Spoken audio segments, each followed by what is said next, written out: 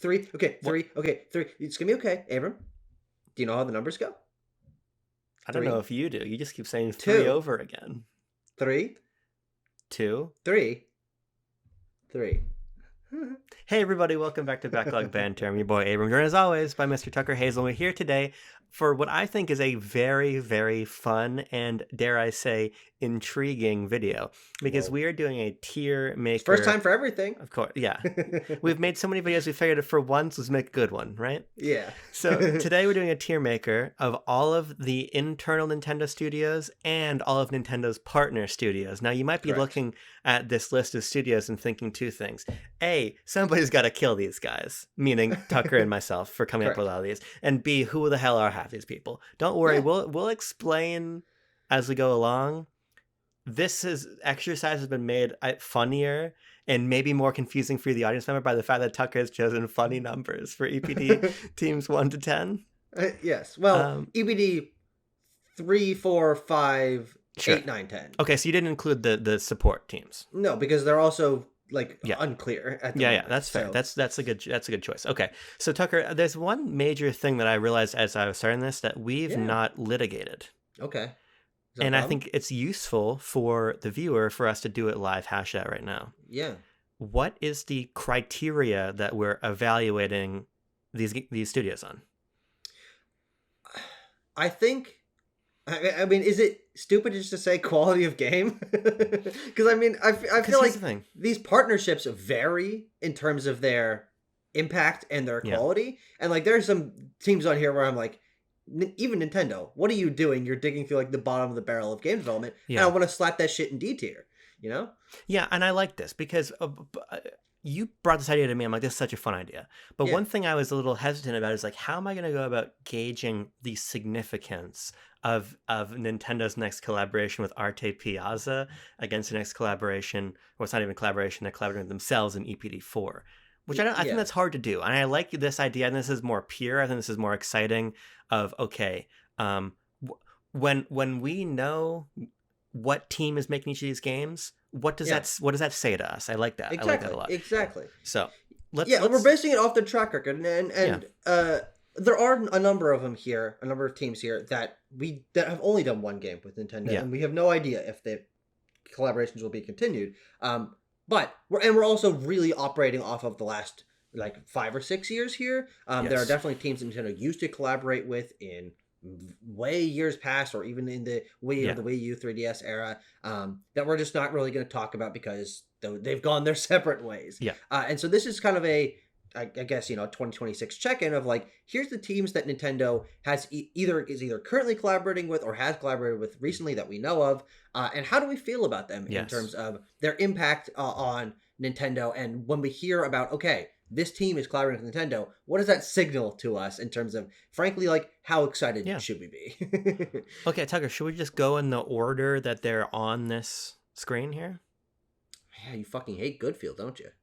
Oh, you're the one. My hands can do nothing here other than twiddle the thumbs of the other. Yeah. So you get to choose. How many hours a day do you twiddle?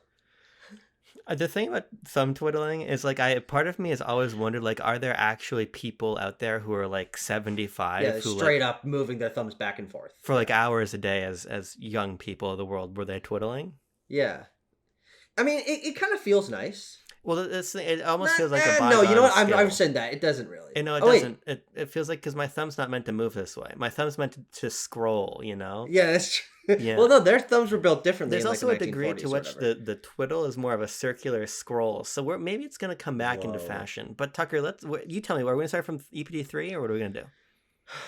Yeah, well, it's because that's also the funniest number. It unfortunately got cut off, but you can see a little bit of a hint of an eye and a little cheeky little grin there.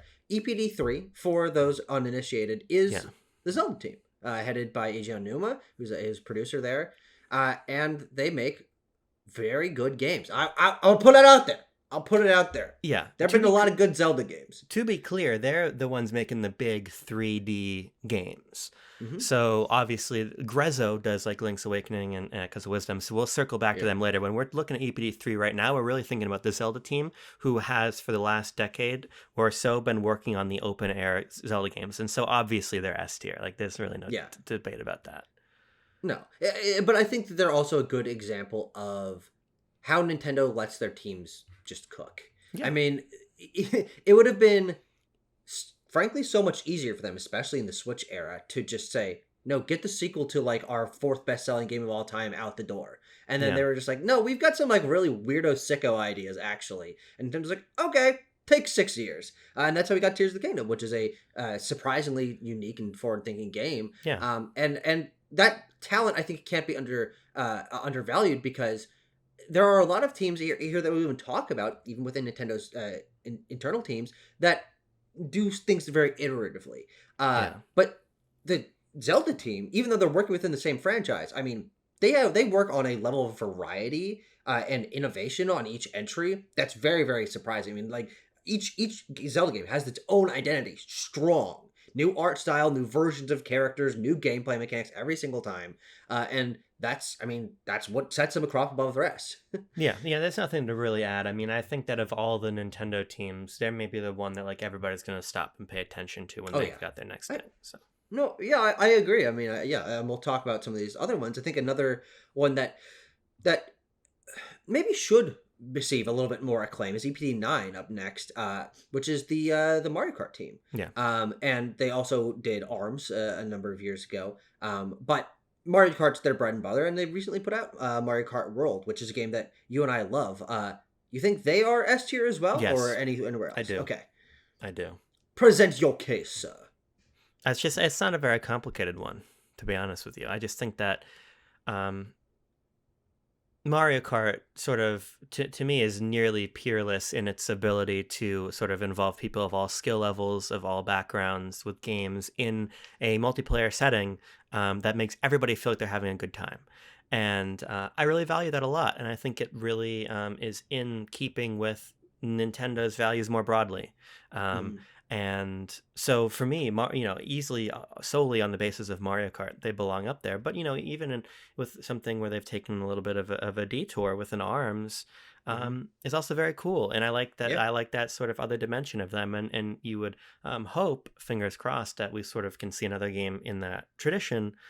Not necessarily ARMS 2, even though I think that would be great, but just something else from them. Obviously, they historically, before kind of the rearranging, right, were making Nintendogs games, and I've long felt that Nintendogs is overdue to return. Now, whether they themselves would do it or not is unclear. I would err on the side of yes, just because of the retention of talent, but either way, I think that whether you're primarily looking at their main games, Mario Kart needs to go in S tier, but then what they've done on the periphery has been quite significant. I mean, Nintendogs was a landmark game. So yeah, I think that's an easy S. Yeah, I agree. And I think that I would not agree if this was 8 years ago. If we were thinking about the fact that, or frankly, for most of the Switch's life cycle, when they were not like, I mean, obviously they were working on Mario Kart World, but like, Mario Kart Deluxe is a great game, but the only game that they've released for like, only major game they released for like an 8-year time span was expansion. And I love Mario Kart 8 Deluxe, but like part of my frustration with Mario Kart for such a long time was that it was comparatively actually pretty safe for Nintendo, especially from Double Dash all the way through Mario Kart 8. It's like you can see the exact routes being planted and continued, and not a ton really being done to completely reinvent. But Mario Kart World upends that and shows that, again, Nintendo giving their teams the space to just forego what is the easy route. Shows that they even this team that I think has maybe been a little bit lesser in my mind compared to some of the other internal teams, does have that juice in them to really cook up something unique. Yeah, I agree. What's this next one? I can't tell. It's very small.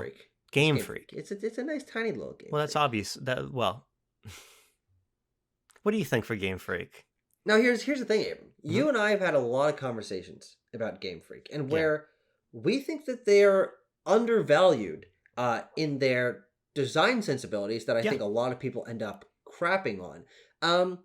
I don't think they're unimpeachable though, and I think that prevents them from being an S tier. I think that I would say that they're A tier. I would say the same. I'd say the same. Put it in A. The impact of Pokemon is second to none, quite literally. And I think a lot of people would see how up and down the Pokemon series is in terms of reception compared to some other Nintendo series, and say that they're a B or a C tier team. But that's what makes them so interesting to me, is that Game Freak, especially in the Switch and now Switch 2 eras, has been just so willing to try weird things and make every game have a different art style and a slightly different structure. And that's been really exciting to me as a Pokemon fan. It makes the franchise and that team's talent. It's apparent that while that they're not building on the exact same building blocks, and maybe that's why there's some shaky blocks in there. But I also do think that they whiff it's on occasion, which I can't really say about like EPD3 or coming up the 2D Mario team, 3D Mario team. Like, they don't really whiff, but Game Freak sometimes does, and that's kind of endearing, but it's also like, Well, here's the thing, Tucker. The only two people in the room right now are you and me, right? Yeah. And for as much as we are both going to have our own issues with wherever the recent Pokemon games have gone or are going, like, I would never want Generation 12 to be made by anybody other than Game Freak. Sure. I think that Game Freak, and we've talked about this like around the time of ZA coming out. I don't know if it was on a video or just just chatting, playing games, but I think that Game Freak has a very acute understanding of what a Pokemon game does need and what it doesn't. And I think that laser focus results in games that feel very specific and very fun and very curious, in a way that I don't think would be so true even if you took the best team from within Square Enix and asked them to make a Pokemon game. It would have a very different feel, because I think in part with what Pokemon rejects, in favor of the cultivation of the relationship you have to the world of Pokemon, the emphasis put on the Pokemon themselves, just everything that makes this game special, you only get from these guys. So I think that like Scarlet and Violet was in a bad state at once upon a time, but now it's not really, and I think that's a cool game. I don't really think that Game Freak has made a game that I would think is anything less than okay, maybe ever. Sure. Yeah. I'm personally not as sold on their external 2 Pokemon projects. From what I've played, I've not thought that they were great. Being which ones? Like, sorry, I don't give a fuck about any of that stuff. Yes, sorry. I'm talking about them as for Pokemon. I think the Pokemon stuff raises them up so high that, like, Harmo Knight, I don't really... But you know what, Aben? Nintendo wasn't involved in those games. Is Harmo Knight a Nintendo game, or... No, it's a Game Freak published game, correct? I don't know, but there are other ones like some of their other games like aren't even on Nintendo, like Tembo the Badass Elephant.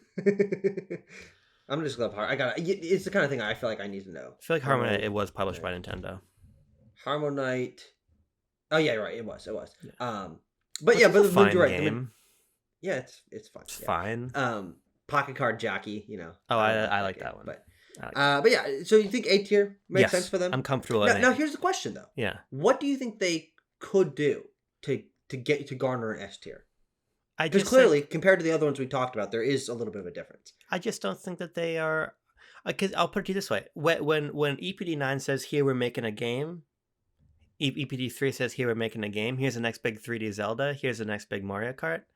Even if I'm not like perfectly on the level with what they're doing with that new game, I know that game is going to be phenomenal. Yeah. Like there's a consistency to their games that Game Freak doesn't have. Yeah. No, that's definitely true. Yeah. Yeah, and also sometimes they don't let them cook. Like the difference with EPD3 and 9, like there's like Game Freak games. It's like, oh, you fucking put out a game last year, or like, oh, you're putting out 2 or 3 games this year. It's like, whoa, no. Yeah, they're ready. The best Nintendo internal teams are allowed to be ready when they're ready. Game Freak is ready when they're told. Very much not. Yes, 100%. Arika. I would. Arika. I would go. C Will we give a little context first? Okay, you're putting in C tier. I'm gonna give you some context. Arika. Sorry, what do you think about that? What do you think about C tier? Well, let's talk through some of their projects and see how that sort of impacts your dynamic with them. So, Arika for the average fan is really responsible primarily for the 99 style multiplayer games, but not all of them. They did Tetris 99. They did Pac-Man 99. They did Mario 35. They did not do F-Zero 99. We'll talk about that later. And then more recently, their last full release was a Endless Ocean game, Endless Ocean Luminous. If you go a little bit further back, they were in charge of like the 3D Classics released on 3DS. Oh, sure. Yeah. Worked on Dr. Mario, made Dr. Luigi. But I just think that of all of those games, they are like a lot of them are at best like serviceably fine. Yeah. No, I agree. And the only one to have any particular impact is Tetris 99, which is an excellent game. I think arguably their best game. I think say so. I would say almost inarguably, frankly. I agree. Yeah. And I think that is... Cause my problem with Eureka is I know that they're great at these, or good, or serviceable, whatever word you want to use, at these multiplayer experiences. I've never found myself particularly gravitated towards one, though Tetris 99 is, again, a good game, and inarguably their best. But I also don't know if, like, almost anyone could have just done the same thing. Well, right? That's a good point, because I think that part of the reason I wouldn't put them in B tier on maybe the novelty or the ingenuity of a game like Tetris 99 is that I think that the fully synchronous multiplayer of F-Zero 99 is far more impressive and far more engaging. Than the sort of like parallel play almost that you have in Tetris 99.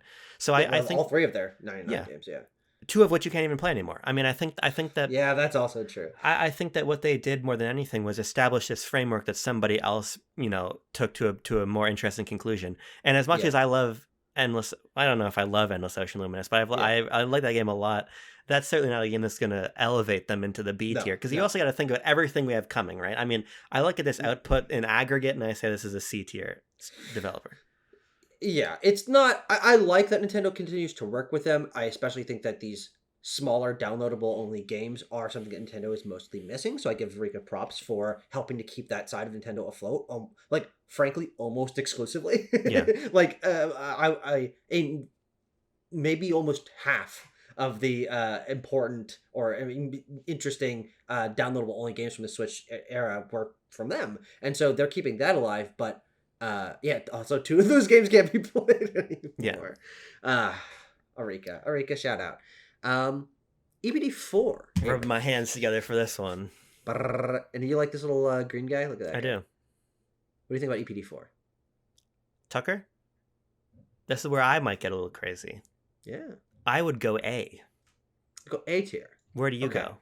For context, EPD4 is Nintendo's weirdo fucko team, as I so lovingly will refer to them. Sure. They do the like casual, experimental, hardware-focused stuff. Ring Fit Adventure, Nintendo Labo, Game Builder Garage, Nintendo Switch Sports, and then they're like Switch. 1-2 Switch. Everybody 1-2 Switch. Yeah, so they're doing all this weirdo sicko shit. I think A is... I think I would personally err on the side of B, because I honestly think that the only truly great game, or like I would like say like as a package, as like a product, is like meaningfully interesting from last generation, is Ring Fit Adventure. I think that Labo is interesting. I built one of them and thought it was bad. I've never played Game Builder Garage. I thought Nintendo Switch Sports was not very good. I didn't like everybody 1-2 Switch at all. I like 1-2 Switch more than your average Joe, but like if that's the high bar, it's not a particularly high bar. And so I think that when we're comparing them to, I mean, S and A is going to have so many different teams in it that have such a consistently impactful output. Yeah, they're cool. I like them like they're an A tier, but like I have to think about the fact that, how about this? I like them in concept as if they're an A tier, but in execution, they put out a game like, oh, that's neat. And that's usually what it boils down to. Yeah, I hear you. I just think that, and I'm happy to have it live in B, but I just think that there's like a degree to which the novelty of something like Nintendo Labo is so singular.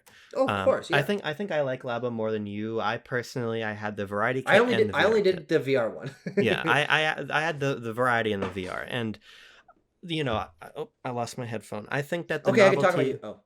whoa. Well, I I was think talking about you there. I think that the building of the Toy-Con is quite ingenious. I think Of that course, yeah. the way that they understand the hardware is very singular. Yeah. And for me, I think that just counts for a lot, because you and I are both big fans of 1-2 Switch. Yeah. I think that an important I think the relationship between software and hardware for Nintendo in particular is uniquely important, and I think that there's nobody that understands it a little bit better than EPD4. But the reason I'd be happy to leave it in B is because I do think that to some degree their best days are behind them. I agree. Yeah. But before, it's also tricky, right? Because they were consolidated into Yeah. EPD4, but when they were two discrete EAD teams, they were responsible for Wii Fit and for Wii Sports and all of the games in there. And like that was incredible, right? But I think if we're looking at them as they are today, and I think that's going to be a critical refrain for some of these other teams, I think it's fair to say that they release a lot of things that are at best novelties, and so I'm 100%. happy to leave it in B. Yeah, and again, thinking about their like trajectory, again, Ring Fit Adventure is actually like a very big success. I think that's one of the biggest Switch games. Solid game actually. It's very Nintendo in its uniqueness. But that is easily their highest bar in my opinion. From the recent crop of games. That means that they're kind of on like a comparatively downward trend of like a little bit less relevancy, a little bit less like acclaim for their projects, as you were saying, from when they were really peaking in the late 2000s. Whereas I would personally argue that almost every other team Nintendo especially has in-house has only gotten better. I don't know if that's true for them. Yeah, no, that's a fair point. I would say that I would like when their next game is shown off, especially a game that they are doing by themselves, because they've been doing a lot of collaborative work recently. Like everybody's 1-2 Switch is not only a collaborative project, but a low budget thing and was held for a long time. So it's a little bit hard to know exactly to what quality they're working towards at the moment. Of course, but I think I'll be uniquely excited to see what they do next. Yeah, I mean, I just hope that it's something that feels like a new generation where it's a coming out party, because we've had all these things where it's like the elements of this team have been involved in like some, as you're mentioning, everybody went to Switch, some of them went to Dragon Drive, some of them went to Welcome Tour. Like it's this strange mishmash of like fingers that are spread out that are, none of those are great. In fact, they're like definitely some of the lower tier Nintendo games. Correct me if I'm wrong about this, but are they doing the playtest game? Is that their game? That is as far as I can remember. Yeah, and that would be it. Well, it's interesting because if when it releases. Yeah, I mean, I played it a little bit for one of the demos. I thought it was completely incomprehensible. So like, I'm not interested in it on the basis of what I played, but I think it also, if it is indeed them, because I think it's only like through some data mining and some good speculation on EPD4, like it's not involved in the hardware at all. It would be true. Oh yeah. The rare EPD4 game that's really not concerned with the system it's on. But yeah, we've talked. Let's go to the next one. We've talked so much about EPD4. EPD8. That is the 3D Mario and now 3D Donkey Kong team, as well as Captain Toad. I think they're S tier. Yeah, it's easy. I think it's an easy one. They're very much in the vein that you said, in the rarefied vein of EPD3 as well as Zelda team, where you sit your white ass down and listen when on the rare off occasion that a game from this team is shown off, and they really do also make meaningful changes from game to game. They are incredibly experimental. They're in terms of mechanics and level variety and level mechanics, like gimmicks within each level. They're one of the teams that I really think sets a high bar for ingenuity and creativity. And I think you can feel some of that spirit impacting some of the teams around them. But I think that they are really, I think they're probably my favorite Nintendo team, if I had to pick. Oh, interesting. Yeah. It's not mine, but they're certainly up there for sure. Yeah. Here's what I'll say about But the funny thing is, like, it's basically, because I like all the 3D Mario games I've played, except for 3D Land, but that's neither here nor there. It's really just because of Odyssey. I mean, I have that game in such high regard. This is what I was going to say, actually, because you're making the point about these teams like across the board getting better. And I think that EPD 8 is interesting because if we were making this tier list a decade ago, which seems ridiculous, but bear with me. I don't think that they would be there. I don't think that they were an S tier team from like 2010 until the release of Odyssey, because I agree. You're looking at Galaxy 2, you're looking at 3D Land, you're looking at 3D World, and then Captain Toad, which is really good. But I think all those games are like in the area of really good. Yes. I think that at their beginning that they were in my opinion would have been S tier with Galaxy 1 and 3D and Jungle Beat, DK Jungle Beat. But then I think that they didn't quite have it yet. I agree, and I think what's interesting about that is I think that's true for these guys as well. I mean, sure. For EPD 3 and 9 is that like Mario Kart DS and Wii, great games. And I mean, Mario Kart 7 and 8 are great games as well. But again, for me, that's one of the safest eras for a team that Nintendo has ever had. And even for the Zelda games from the early 2010s until Breath of the Wild, they weren't that busy. What do you mean? What I mean is like EPD 3 after Skyward Sword was like co-developing Wind Waker HD with Tantalus, but they were working Breath of the Wild for pretty much the entire time post Skyward Sword. So like Grezzo was the only one really releasing Zelda games in that time. Co-development projects like Triforce Heroes or anything. But I think you're right. Like I think that, but I also think there's a degree just to where Nintendo as a whole was slumping so badly in that period that like everybody was underwater then. Yeah. I'm trying to think of. I mean, and frankly, the answer might be EPD 9 with Mario Kart 8, which is like the Wii U game, and Mario Kart 7 was like the 3DS game. I think it was maybe even EPD 9 that was actually kind of holding up the grouping there from the internal studios, and had the least slump comparatively. Yeah, I would probably agree with that. But like, even if I wasn't as interested in those games, it's like still, it's like gotta be fair. But I mean, especially now that Bonanza is in the equation, and we kind of know their willingness to really stretch themselves in these different directions and make games that are obviously quite similar in some ways, but quite divergent in others. We've got a great conversation with Donkey Kong Bonanza on the channel about how that digression is manifesting in the studio. So yeah, I'm easily putting EPD 8 in S. Easily. 100%. Easily. And I mean, I think we just get the EPD groups out of the way here. We've got 2 more. Okay. You want to do 5 or 10 next? Let's do 10. This is my favorite Nintendo internal team. EPD 10 is the Pikmin and 2D Mario team. In the Switch generation, they did Mario Maker 2, they did Pikmin 4, they did Mario Wonder, they did New Super Mario Bros. U Deluxe. Previous to that, Pikmin 3, Mario U, Mario 2, Mario Wii, New Soup. I go S tier here. I agree, and this is another example where letting them cook has just exploded my respect for them. I like all the Pikmin games, and frankly, I like all the 2D Mario games that I've played. But 2023, with the double hitter of Pikmin 4 and Mario Wonder, which I think personally are easily the strongest games in both of their respective series, and they came from one internal studio in 1 year. Obviously, that helped, but we'll get to that. Yeah, we'll get to that. But is like, I mean, that's like a banner moment for me. And also contributes to that 2023, alongside Tears of the Kingdom being like one of the best years for Nintendo's internal teams, period. Yeah. And really revitalized both Pikmin and 2D Mario, Nintendo series that had been around for a long time, but really needed that fresh injection for super, super long time. Yeah, it's funny actually, because I'm just thinking it's not entirely germane to the video we're doing, but I'm just thinking about your point of like, what is the EPD team that was holding things up in that 2010s decade? Prior to Switch, I almost think it's EPD 10. Actually, the more I think about it, with Pikmin 3 and Mario Maker 1 in particular, I actually think, 100%. And I would need to meditate on this.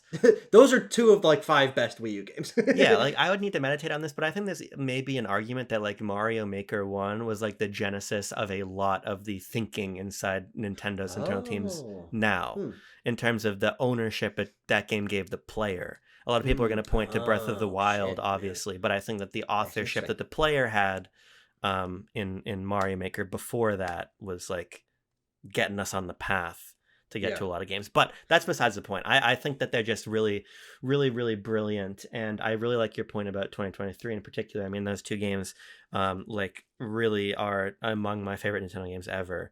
Yeah, Easily. And I just think the ingenuity of Mario Maker also beyond those really can't be overlooked. Oh, of course. And not only for the point I was making about 2015, but I really do think that despite, some people make points about the lack of the gamepad for Mario Maker 2 or whatever, but I think it's hard to look at that game as anything other than, in my view, quite definitive for that Mario Maker idea, especially by the time we got the World Maker and everything. So I am... In terms of looking holistically and looking contemporaneously, there's just no team that does it for me quite like them, especially in being able to carry two different series the way that they do. Obviously, aiding is quite critical in Pikmin, and we'll get to aiding. But, EPD3, this is not to take away from them, but they do Zelda. That is their one thing. Yes. And I think for EPD... Even for 9, it's like they do Mario Kart. Oh, and ARMS. As a little silly bonus that people forget about. So for me, it's easy. Yeah. But, speaking of a team that splits itself very nicely, and actually, Tucker, another candidate for a team that was keeping things afloat in the 2010s is EPD5. Oh, correct. Yeah, 100%.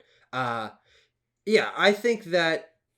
we got to do it, right? This is why Nintendo's goated. I don't give a fuck how many things are in S tier. Obviously, EPD5, who makes Splatoon and Animal Crossing, are in the S tier. It's not even a question, really. Yeah, and God, maybe it's them during the 3DS and Wii U generation. Maybe it's them. I mean, New Leaf, defining game, many people consider the best Animal Crossing game, one of the best-selling games on 3DS, and Splatoon, that's the defining Wii U game. That's the new idea that system had. That's their most, still to this day, most recent major new IP. And they've actually been very good at balancing a release schedule, which I is like a pro and a con in some ways, where I'm like, man, I would love more 3D Mario games. I would love more 3D Zelda games. I mean, those series are so great.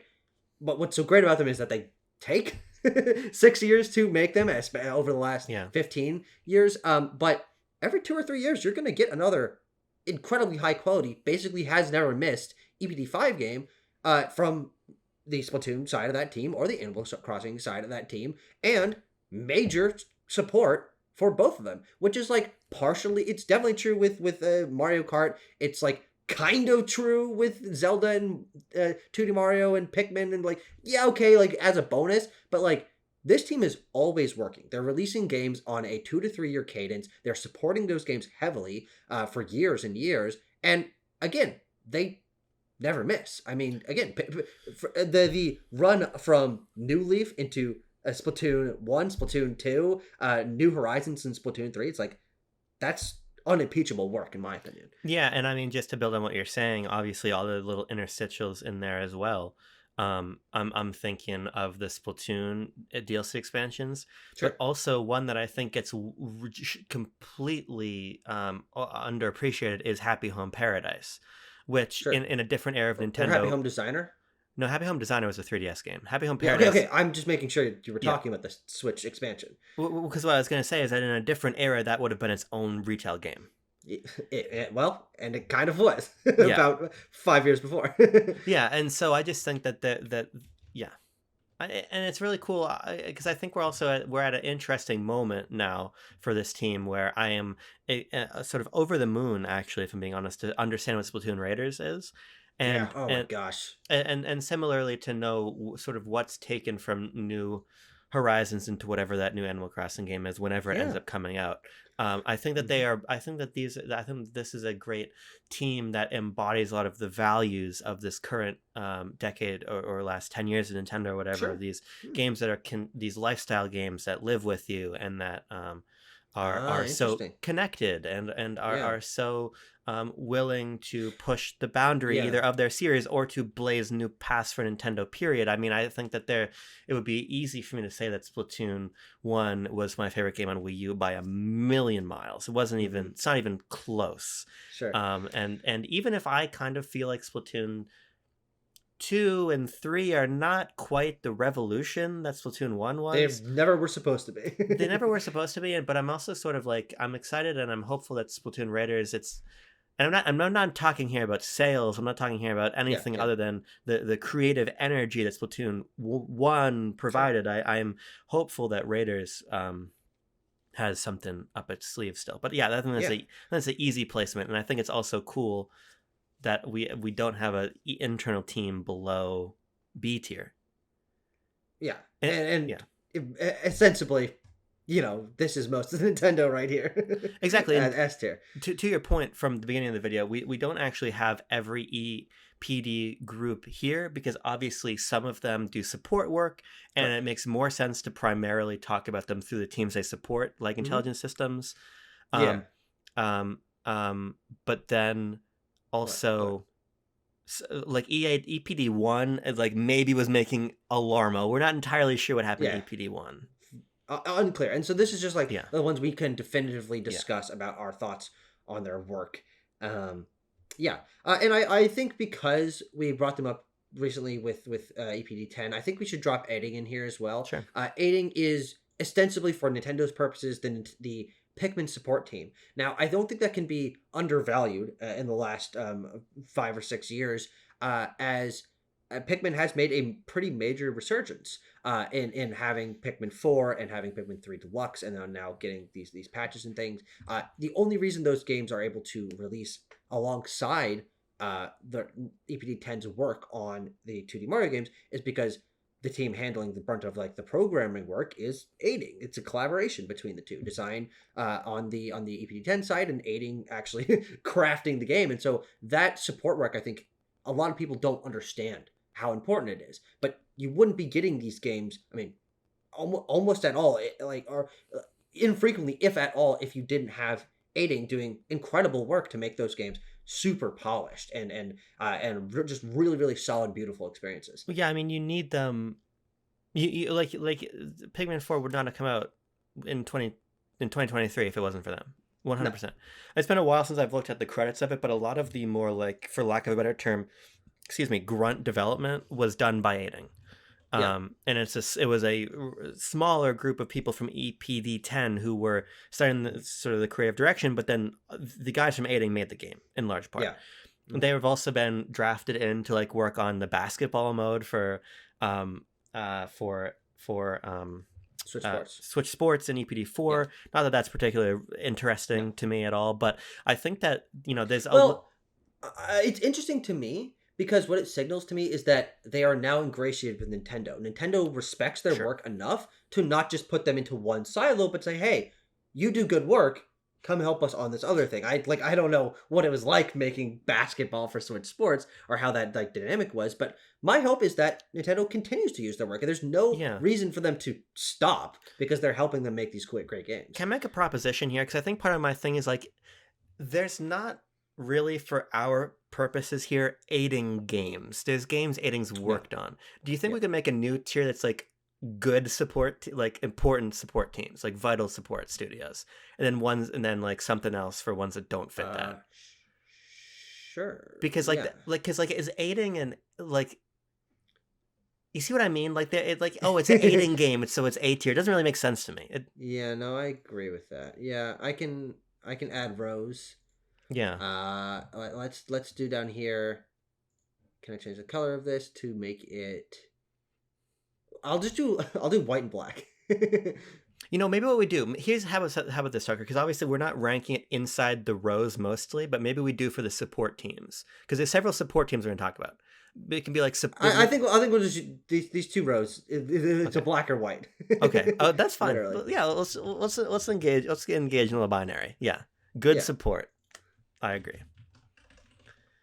You can barely fucking read that. But it's there. Actually, I'll just make it gray. So that's okay. Yeah. I think that works. Yeah. Next up is Mages.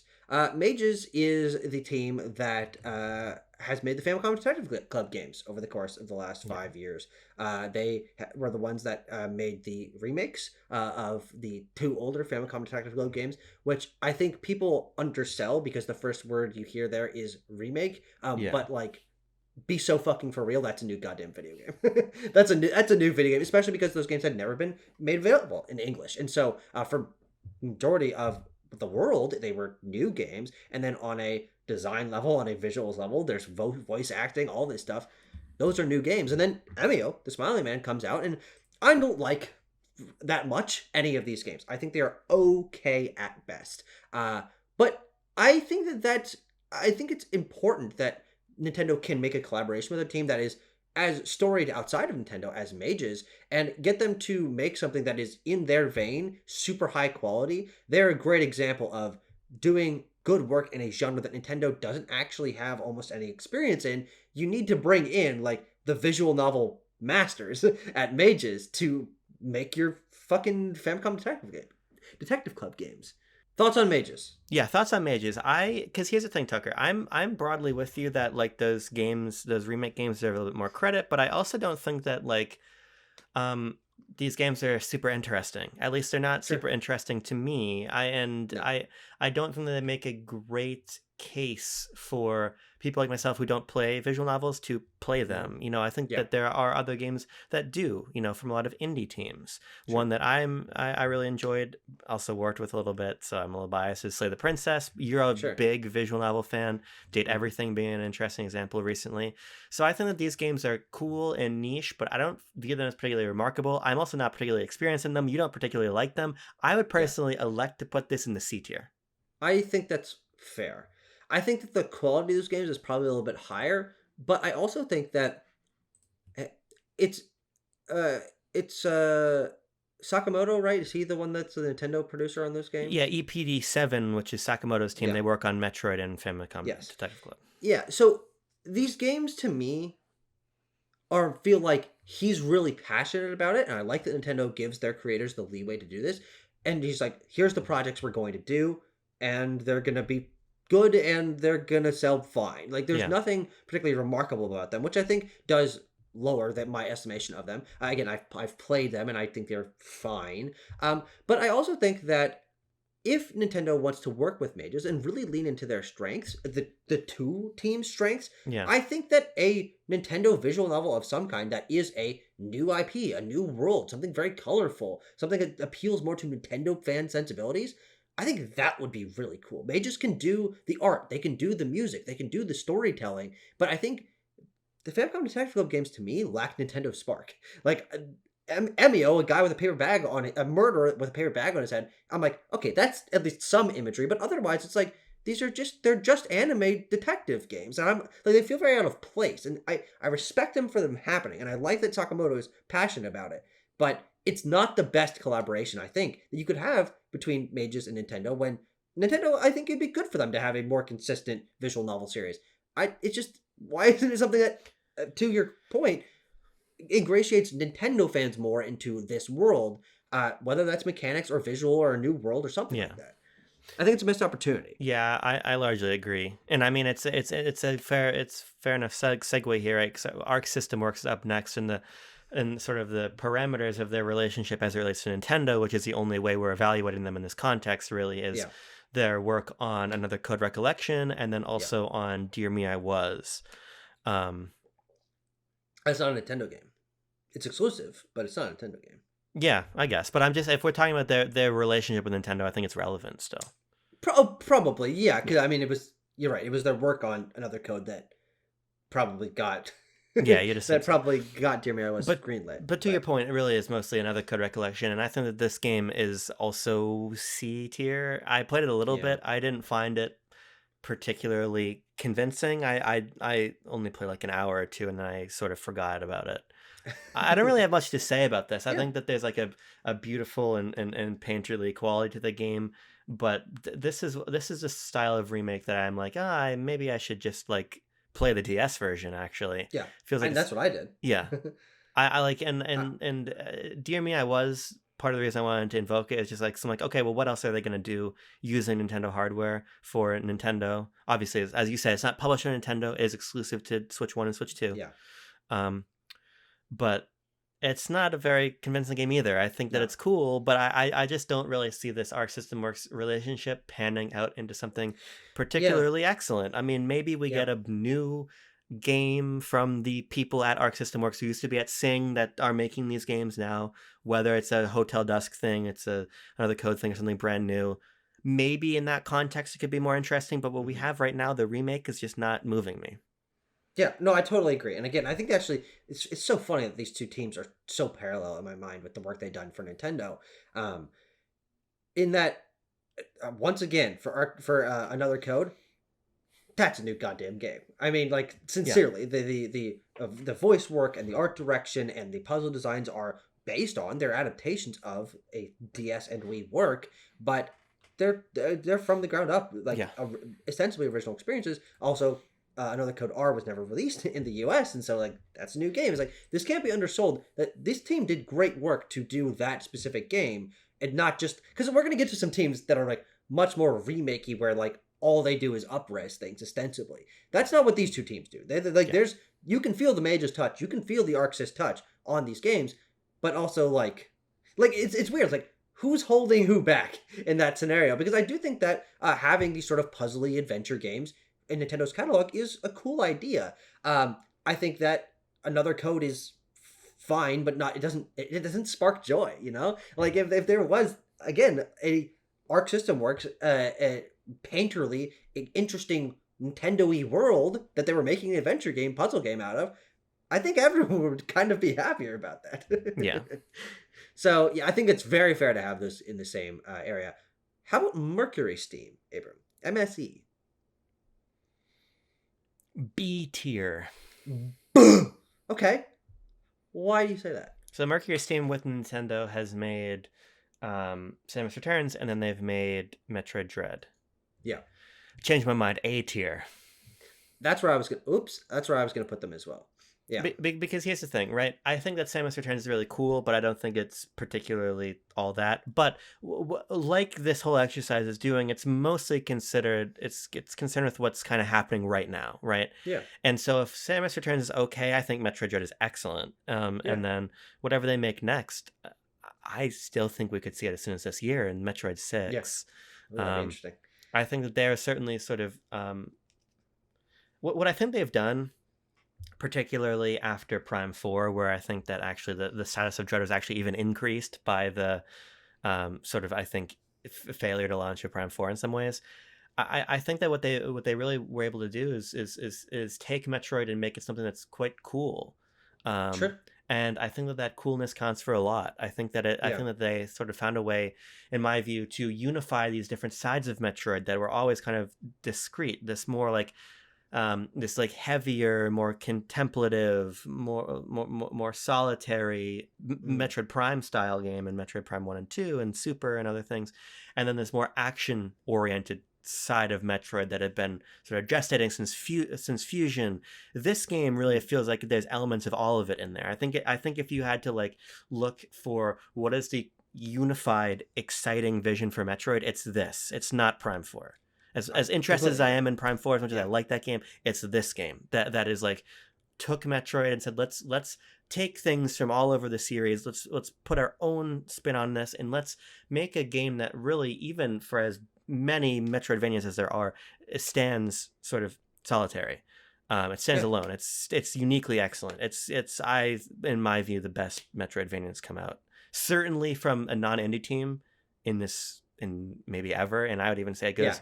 It's at least on the level of a lot of the S tier indie Metroidvania games. I think the only reason that like I was initially thinking B tier, even beyond Samus Returns just being kind of fine, is that it's this newer relationship. I don't think it's, because look at what else we have in A tier. It's Game Freak.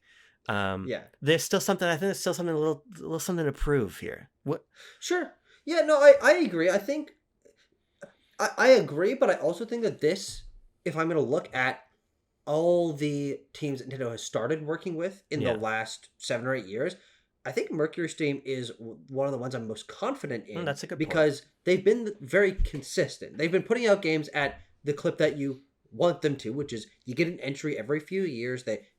We've only seen 2, but the pattern would hold that we're going to see another one sometime soon. I don't see any reason why there wouldn't be one on Switch 2 coming within at least 18 months or something like that. And without them, what would like what to your point? What would Metroid be right now? That's a good point. It would be Prime 4, but like the fact that this Spanish studio that made mid as fuck Castlevania games on 3DS is now like I'm genuinely very much looking forward to whatever their next game is, presumably a Metroid game or their next game with Nintendo, and I think it's probably going to be excellent, if not better than their other work, which has already been excellent. Like that is the perfect.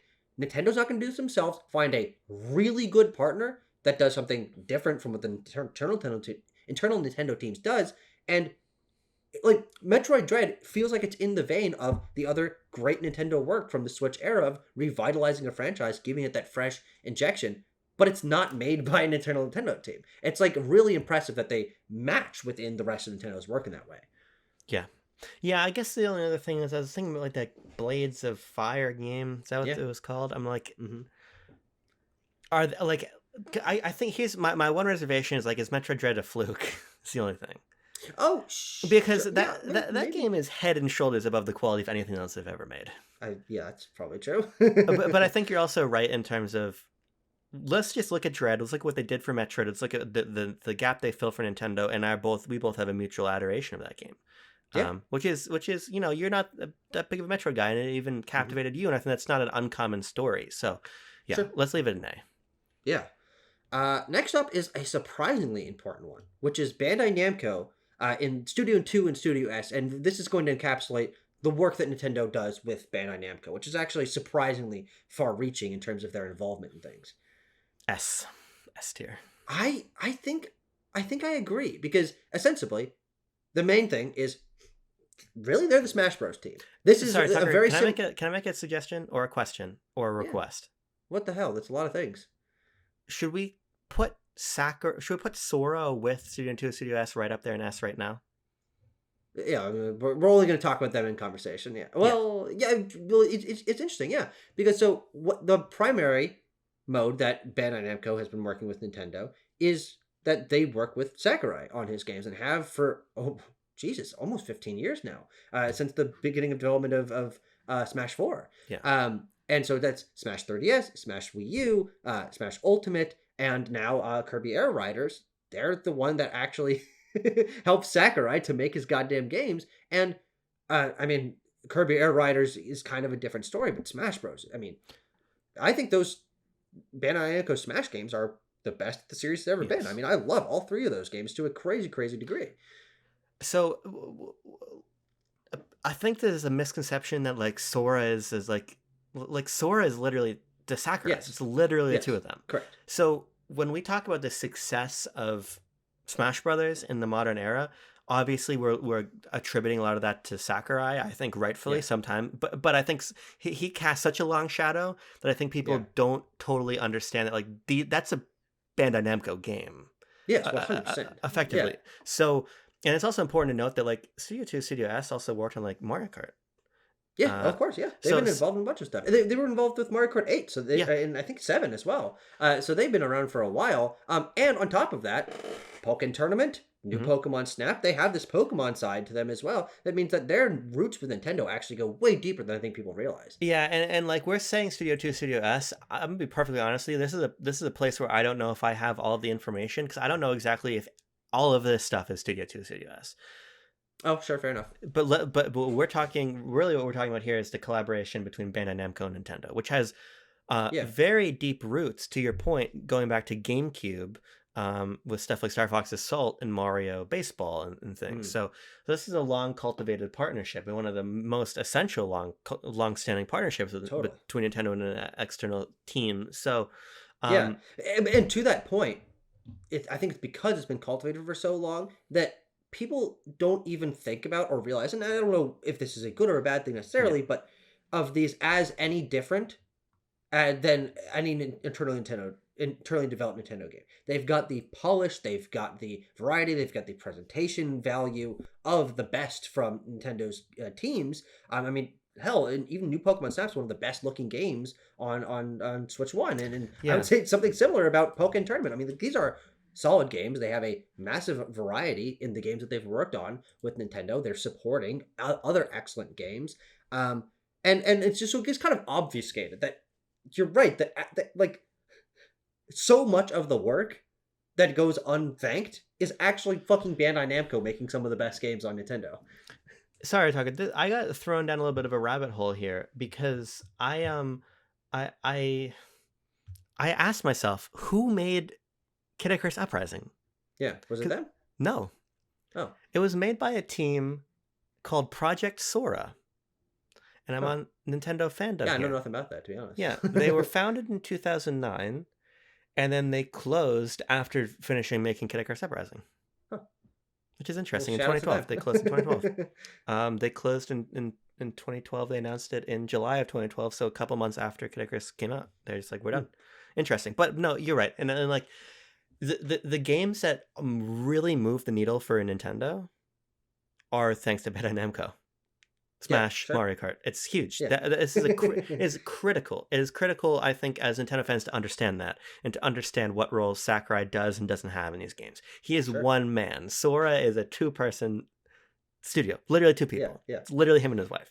So, and even like Air Riders, right? Air Riders is a lower impact thing, but that's also brought to release because of Bandai Namco. So I think that's to me another easy choice in S tier. I mean, Sakurai's so funny because we think of him so closely entwined with Nintendo, which of course he has been since even working on Kirby, way back in the day. But like, he's not a Nintendo employee and he's not a Bandai Namco employee, but also like he goes to work with them every single day and his checks get paid by Nintendo. Like, he's such a fucking enigma. There's actually no one else like him in the games industry. Yeah. It's like if Neil Druckmann had fucking Druckmann Incorporated and he wasn't actually an employee of Naughty Dog, but he kind of was. Yeah. Fucking weirdo. Tucker, I don't know this next one here. I love doing this. I love doing this to you, Abram. This team, Imagineer, had 3 Nintendo published games on the Switch. And that is Fitness Boxing 1, Fitness Boxing 2, Fitness Boxing 3, Rhythm and Exercise. Yeah, I don't fucking know, man. D-tier? This is one of, honestly and truly don't know why Nintendo continues working with this team. They just do these fucking boxing games, these exercise games. I mean, no one talks about these games. Most people don't even know they're Nintendo published games. But Nintendo's been working with this team for like almost 10 years on these fucking boxing games. I don't understand it. They're like easily, the Fitness Boxing trilogy on Switch is the lowest impact trilogy maybe that Nintendo's ever done. Yeah, I would say so. Yeah, because like even something like fucking Kurin or Chibi Robo or whatever, it's like people at least recognize those as Nintendo games. It's like a fun fact that Nintendo publishes these games. Yeah, I don't have anything. I've never bought one of these. I've got nothing to say about them. I have the first one. I gotta play it. It's just like it's so. Like if this is a great example of something where if you didn't know Nintendo was attached, it would bear no significance to anybody at all. Yeah, exactly. So I think that's a fair D tier shout. Here's an interesting one, Tucker. We had an interesting one next. Well, just to close the chapter on Imagineer, again, you have this team that is, I don't know, but I'm gonna just say good at making this kind of games. I never played them. I have nothing to compare it to, but let's just go with that. In the vein of Mages, this is something Nintendo doesn't do, right? Whatever the fuck these boxing games are.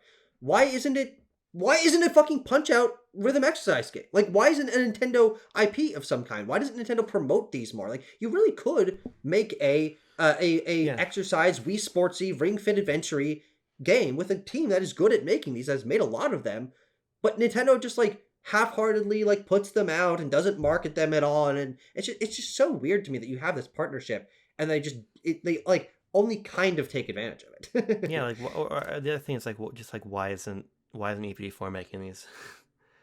Yeah, I don't know. It'd be a lot more interesting probably if EPD4 made it, but yeah. Where do you want to put Monolith?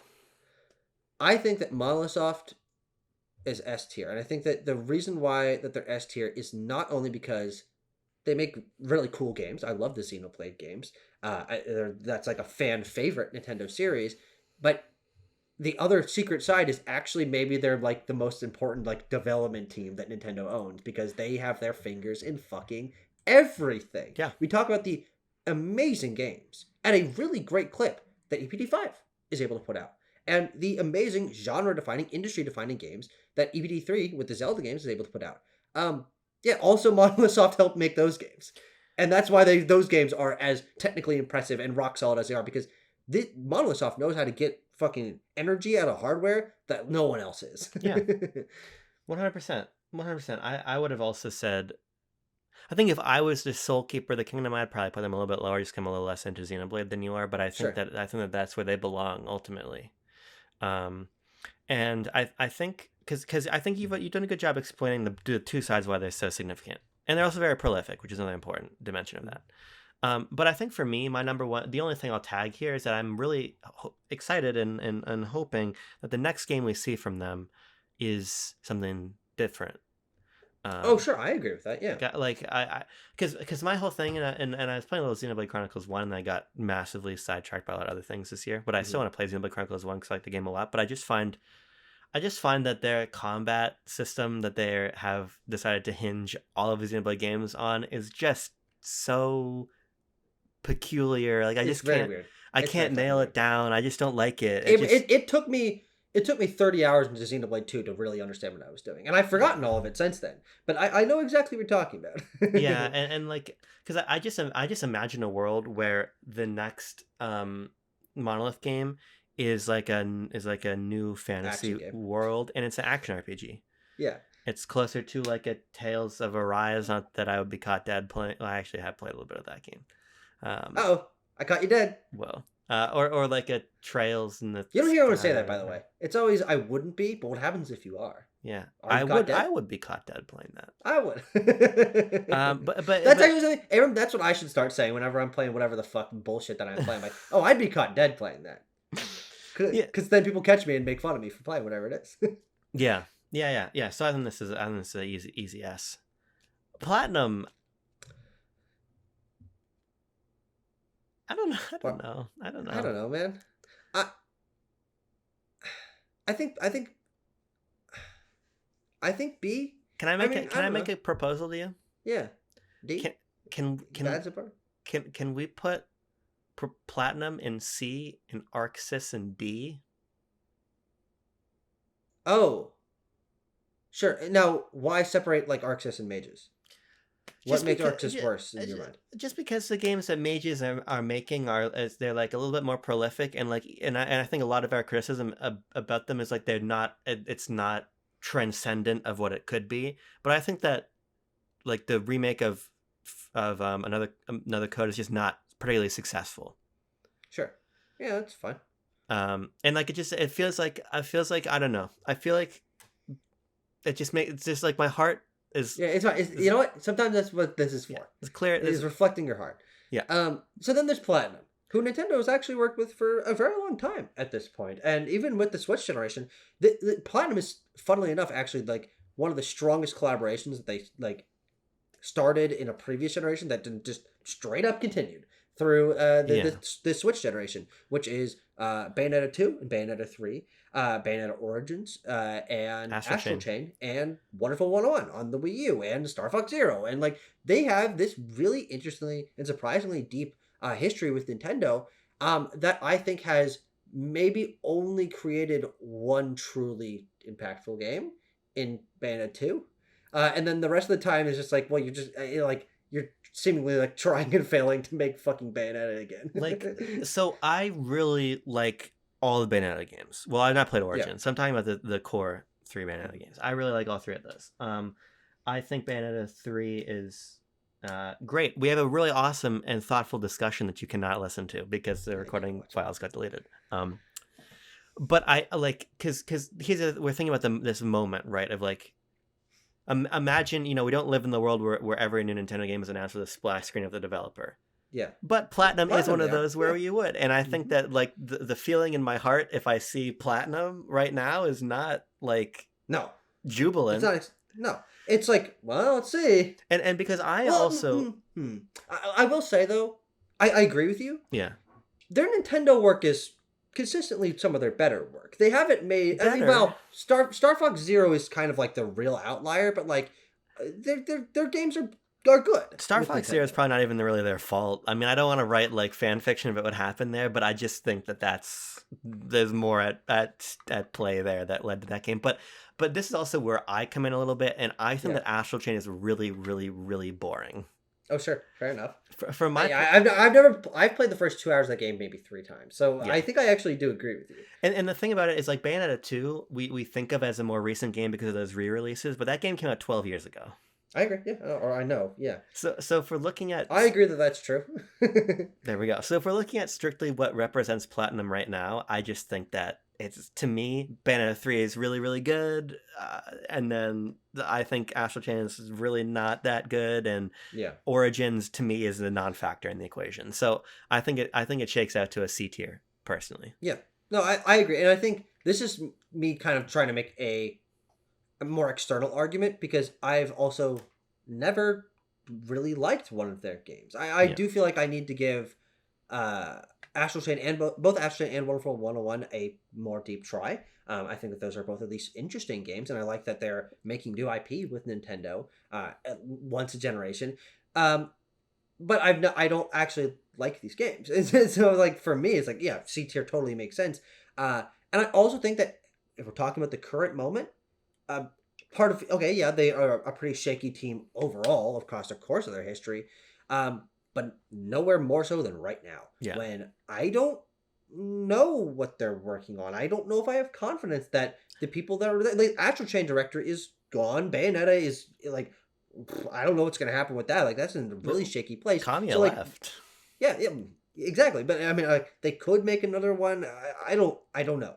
Like, I think we might have actually seen, like, Bayonetta Origins just might have been the last Nintendo Platinum game. Yeah. I mean, and this is another good example of, like, if we had this conversation a decade ago, even Star Fox Zero being as bad as it is, and I don't actually think it's that bad. I think that game was just, like, down the middle of the road, perfectly mediocre. But like, that's when Bayonetta and Wonderful 101 are things that are releasing in quick succession. They're adding something meaningful to the library, and they're super unique parts of it. But now it's not that time anymore. It's 2026. It's like the meme of the rabbit with the clock, you know, that picture. It's like time's up. I guess it's been Platinum. No, it's been 3 years since, as of now. No, sorry, 2 years since. No, 3. Yeah, early 23. Yeah, it's been 3 years, and we haven't heard anything. I mean, that's not like the end of the world, but like we presumably hear about that Nintendo side of Platinum making a game in the next year or so if they are doing something. I don't think they have the resources for it anymore, because even when they're making all that stuff with Nintendo regularly through the Wii U into, you know, ports and then Astral Chain, whatever, in the 2010s, they were releasing all kinds of other shit at the same time. Yeah. They were releasing in the middle of this other stuff on other systems. But now it's like clearly they are atrophied to the point where working with Ninja Theory, right, on Ninja Gaiden 4? No. Team Ninja? Ninja Theory makes fucking Hellblade. That's all the same as Insult Ninjas, right? That's what they had the capacity for. So yeah, I think this is fine. I think it's fine at C, and we can probably move on from Platinum. Yeah. What do you know about Indie Zero, Abraham? How do you feel about them? So Indie Zero, we're looking at like Big Brain Academy. We're looking at like Sushi Striker. We're looking at Nintendo World Championships. I think that like you can probably put them in. It's either D or C. I don't know. I'd probably go D. Probably D. Because they also worked on Everyone to Switch. Like it's not a good track record. No, they didn't. But are you sure? Yeah, I'm. As far as I know, I mean, I could be wrong about that. Let me look. They have such a weird relationship with Nintendo, in that they actually are pretty prolific. Original IP in Sushi Striker. Next year, Dr. Kawashima's Brain Training for Nintendo Switch. 2 years later, Big Brain Academy, Brain vs. Brain. 3 years later, Nintendo World Championships, NES Edition. Like, they're making these like ND Cube. I mean, frankly, Switch. Yeah, they're making kind of like the bargain bin Nintendo games. I mean, and like I like Big Brain Academy, Me too. I like Dr. Kawashima's Brain Training, and actually, frankly, I like Sushi Striker as well. The only one that's like that is a failure to me is NES World Championships.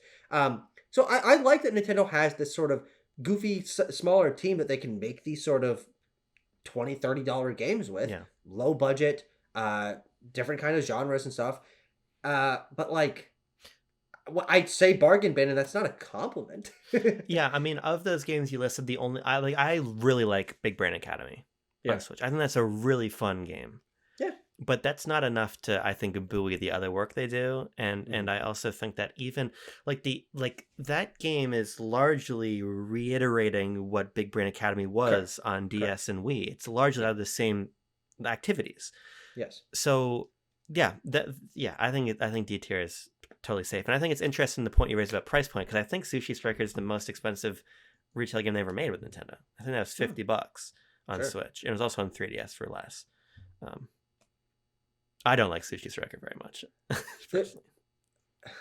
I don't know. I just think it's neat. It's certainly neat. I don't have any particularly strong feelings about it. It's just neat. But their collaboration with Nintendo goes back like a crazy far away. Their first game was do you know this game Sute Hakun on the Super Famicom? Yeah, it's like this little glass bird. That's them. Like they've been working with Nintendo for straight up like 30 years. That game's on NSO, and I'd like to try it. Oh, is it? Yeah. Yeah, and they did Electroplankton. My goat's for Electroplankton, but Electroplankton came out 18 years ago. And America's Test Kitchen, Let's Get Cooking. You and NES Remix. NES Remix too. Ultimate Cruising USA. Cruising USA. No, but yeah. I don't know. I have no particular feelings about NES here. I'd be curious to see what they do next, because they are like, it seems like they're just doing a bunch of different stuff for Nintendo, and if it's another brain training, if it's another Big Brain Academy, I'll be there day one. Oh, of course. I mean, I even fucking bought the NES game, and I didn't even think that was cool or fun. Yeah, I didn't buy that one, and it's rare for Nintendo Studio to like consistently make games I don't even buy. So yeah, Tucker, what's the parameters within which we're discussing creatures? I don't know, man. I just want to make fun of them. Is that fair? Because the only like game that they made themselves is Detective Pikachu Returns, which is absolute fucking ballsack. But also, they fucking make the fucking Pokemon games. They make the models, I think, is what that team does. Should we make another tier that's just called Creatures? I don't know. I just wanted to bring them up. I mean, they are a long time Nintendo collaborator, and if we really want to be thorough, I think it'd be unfair to not talk about them, because Pokemon as an IP is co-owned between Game Freak, Nintendo, and fucking Creatures Inc. And nobody ever talks about them, and nobody knows what they are. We could put Creatures in good support. I think that's fair enough. Detective Pikachu Returns sucks, but like, okay. Yeah. They also have like a meaningful stake in Pokemon. Fucking Pokemon. Yeah, so I think the support's fine. Yeah. I don't know, man. Nintendo's weird. Creatures are weird. DNA. You want to talk a little bit of mobile slop? Mobile slop. So I want to speak with precision here. DNA mobile games. I want to know which games particularly they made with Nintendo. Okay. So let me list them out here. Miitomo, Mario Run, Fire Emblem Heroes, Pocket Camp, Pokemon Masters, Mario Kart Tour, and TCG Pocket. Obviously, some of those are for the Pokemon Company, but we're going to include them in the aggregate here. We're not dumb, yeah. I think I would put them on we're talking about quality game here. Mm-hmm. I'd put them in the B tier. Only quality game. Yeah. Because if it's not, what other elements are there, and how does that impact? If it's like the amount of money they're bringing in, if it's like the visibility they provide to Nintendo, like helping them into another market, then you think you put them higher. But if we're just talking about the quality of game here, I'm gonna go C tier. Actually, I changed my mind because I've played like all these games and they're not very good. No, I agree that they're not very good, but I also do think that this is one of those things where they're prolific, and God, they do a lot of stuff, and they're actually just very successful at what they do. Tucker, actually, let me make a correction here. I think they need to go in good support. Oh, interesting. Because I'm actually seeing here, I'm doing a little bit further reading. It's a lot of server infrastructure stuff and co-development with EPD. Okay. So let's put them in good support. Yeah. Oh, and also like co-development with like Niantic, who's actually up next. Like, yeah. for Pokemon. Yeah, okay. Because I mean, obviously, out of this whole thing, Pokemon Go's like that and Mario Run are like the big successes. And and they didn't work on Pokemon Go, to be clear. Oh, okay. Or Pikmin Bloom. Oh, those are just fucking Niantic projects. How about that? Where do you put Niantic on the basis of Pikmin Bloom and Pokemon Go? I put them in B tier, I think, probably. I was gonna say S. For Pikmin Bloom? Pokemon... No, but Pikmin Bloom's like a funny little side project. But I'm talking. Well, again, this is another one. They're like, it's not 2016 Pokemon Go anymore. Is Pokemon Go worse than it was 2016? I don't think so. It's not as taking over the world, but like, if you go play that game, which my dad fucking does, my cousins do.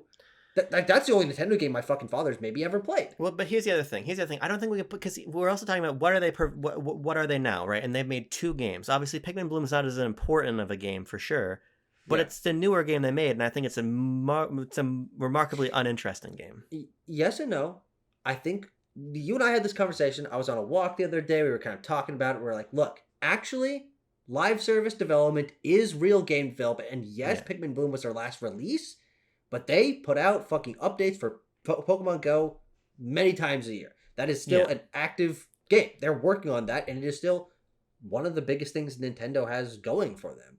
Again, it's an active thing that like my family members who do not play Nintendo otherwise are engaged in. And if I went to go play that game, it's obviously still have all my data and all that stuff, and it would be just as fun, maybe not as interesting or as novel as it was when I played it almost 10 years ago. But like Pokemon Go is still as good a game as it was, probably better than when it took over the world. Yeah, but also like I'm also putting this more in my perspective, right? Because we're making the list of it. Like I'm not when's the last time Pokemon Go like moved you to like pick it up?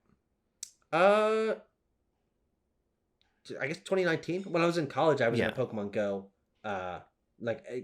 UNL campus Pokemon Go group. I'm actually still in that Facebook group. I see it there when I open up Facebook Messenger. If I was going to go B, you were going to go S. Can we compromise an A? Can we leave it an A? Yeah, I think it makes sense. Yeah. Because it's also one of those things where I agree that, yes, it hasn't moved me in years. I mean, I still have it on my phone. I'll open it on occasion. Like, my brother still does gyms and he does, like the events where, like, it's like fucking Whooper Day or whatever. You know, he'll go catch a bunch of shiny Whoopers. But like that's not really a problem to me because also like, you know, when was the last time I played Smash Ultimate? Like that was 3 years ago or whatever at this point. Like the years don't really matter. It's like the project still exists and it's still as good as it was. Yeah, I get that. I just like I don't know. I think to me, then this is a very subjective thing, but I think Pokemon Go is the type of game that as it got more feature rich, it got more convoluted it was less of that essence was there. Like it's obviously still there, but it's buried under a lot more systems, and I think that the simplicity of Pokemon Go is a big reason why it was a phenomenon. And I'm not saying that that's not there to some extent anymore. 100%, people are still spinning Pokestops constantly, but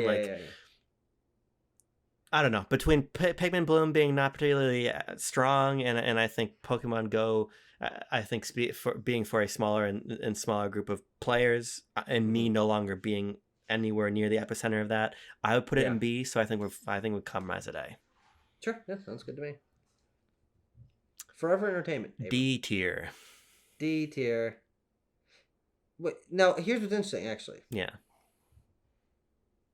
Who do we consider as bad support? Like, why do we have that? Maybe there's no bad support studios that we're gonna raise. Okay. Fair enough. But like, because Forever Entertainment's not a support studio. They made Donkey Kong HD. Donkey Kong Returns HD. Yeah, and that's like, is that the only thing they've done with Nintendo? Yes. Yeah. Well, hey, as of like less than a week ago, that game's actually better. Yeah. It certainly is, and like.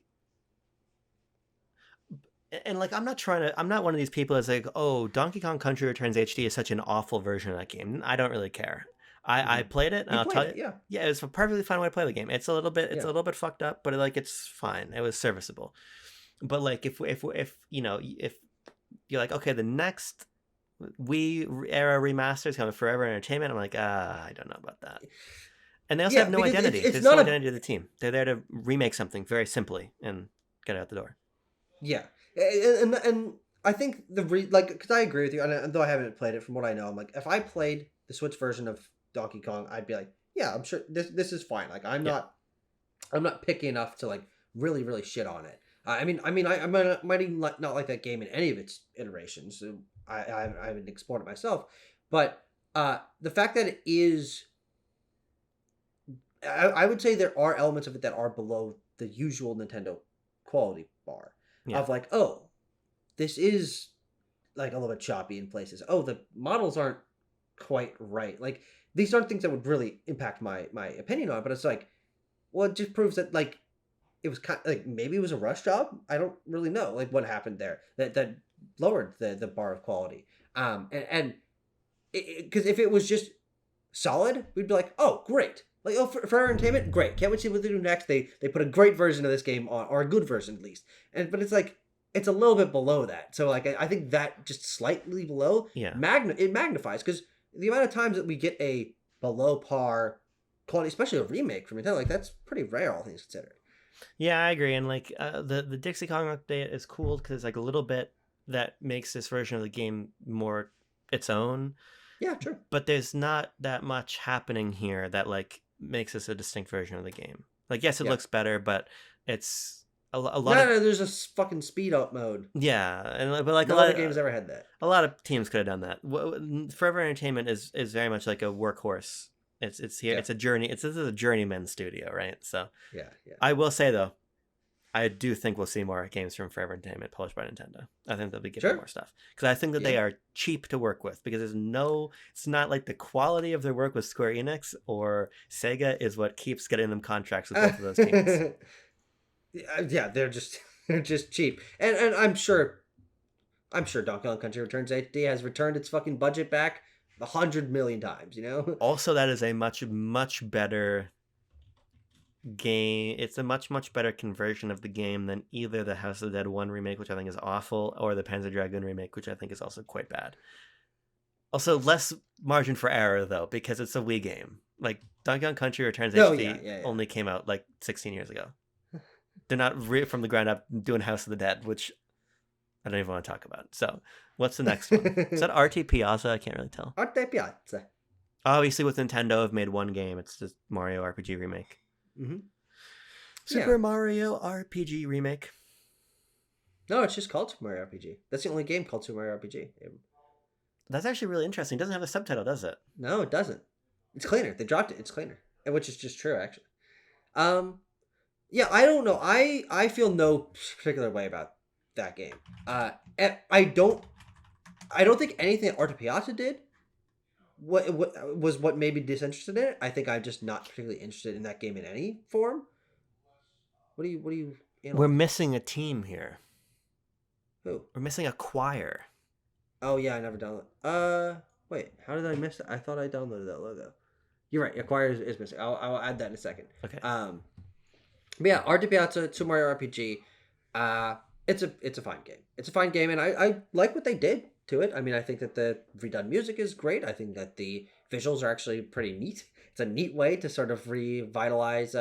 It's like a unique art style. Like, no one's really making it's like when I saw Octopath for the first time. Like, oh, well, now there's this other way you can redo a sprite based top down semi isometric 3D ish. And I'm like, oh, okay, that's kind of neat. But it doesn't go past that for me. I mean, like, their work is good, but like, I have no strong feelings for it. So like, I think it's probably B, because there's no shakiness that I feel with some of this other lower stuff. But like, it does not spark any joy. I was gonna say C personally. Sure. Yeah, we can do that. Yeah. Because I think, like, I echo everything you said. I don't think that Mario RPG is a particularly remarkable game. I think that there's a clearer sense of authorship over this game than, like, obviously what Forever Entertainment's doing. Sure. Again, the parameters are very different because this is, by necessity, a full remake of a game from, 30 years ago? Whatever it was, 30 years ago. But I also just think that in some ways it is quite unremarkable. And I think that there could have been a lot more done to it to make it more inviting. I think for people like you or me who find the original Mario RPG to be serviceable, but largely lacking in a lot of a lot of the sort of charm or detailed the animation that makes some of the other Mario RPGs more interesting.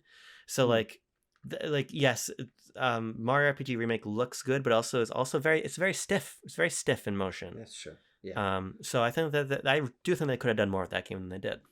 So yeah, they're doing Earthbound though, right? That'd be really neat. Or a Mario RPG sequel. That would also be neat, because then you'd assume that would then incorporate, a little bit more modern design sensibilities, not being quote unquote held back by being ostensibly an SNES game at its core. Yeah, that'd be cool. I would play that game.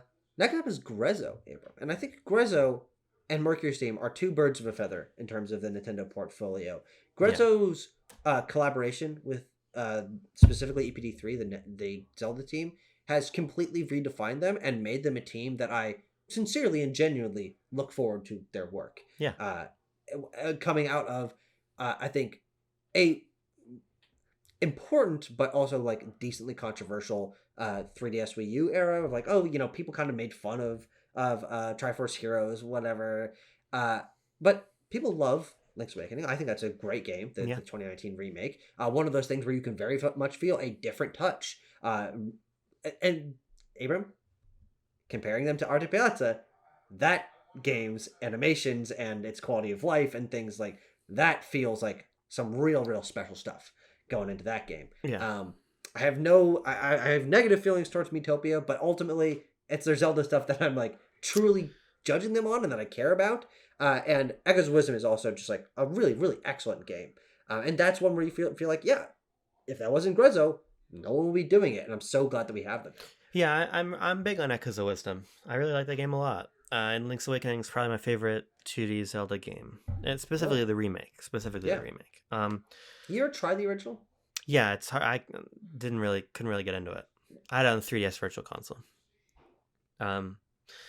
So I would also put them up here in A. I think that's a strong place for them.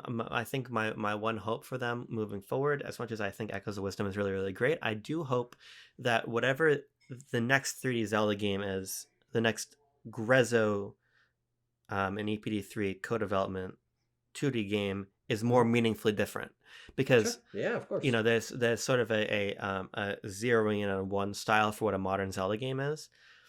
And I hope that however the next 3D Zelda builds on that, I do still really think that there is a place for that traditional Zelda style, and I'd like to see them fill that niche.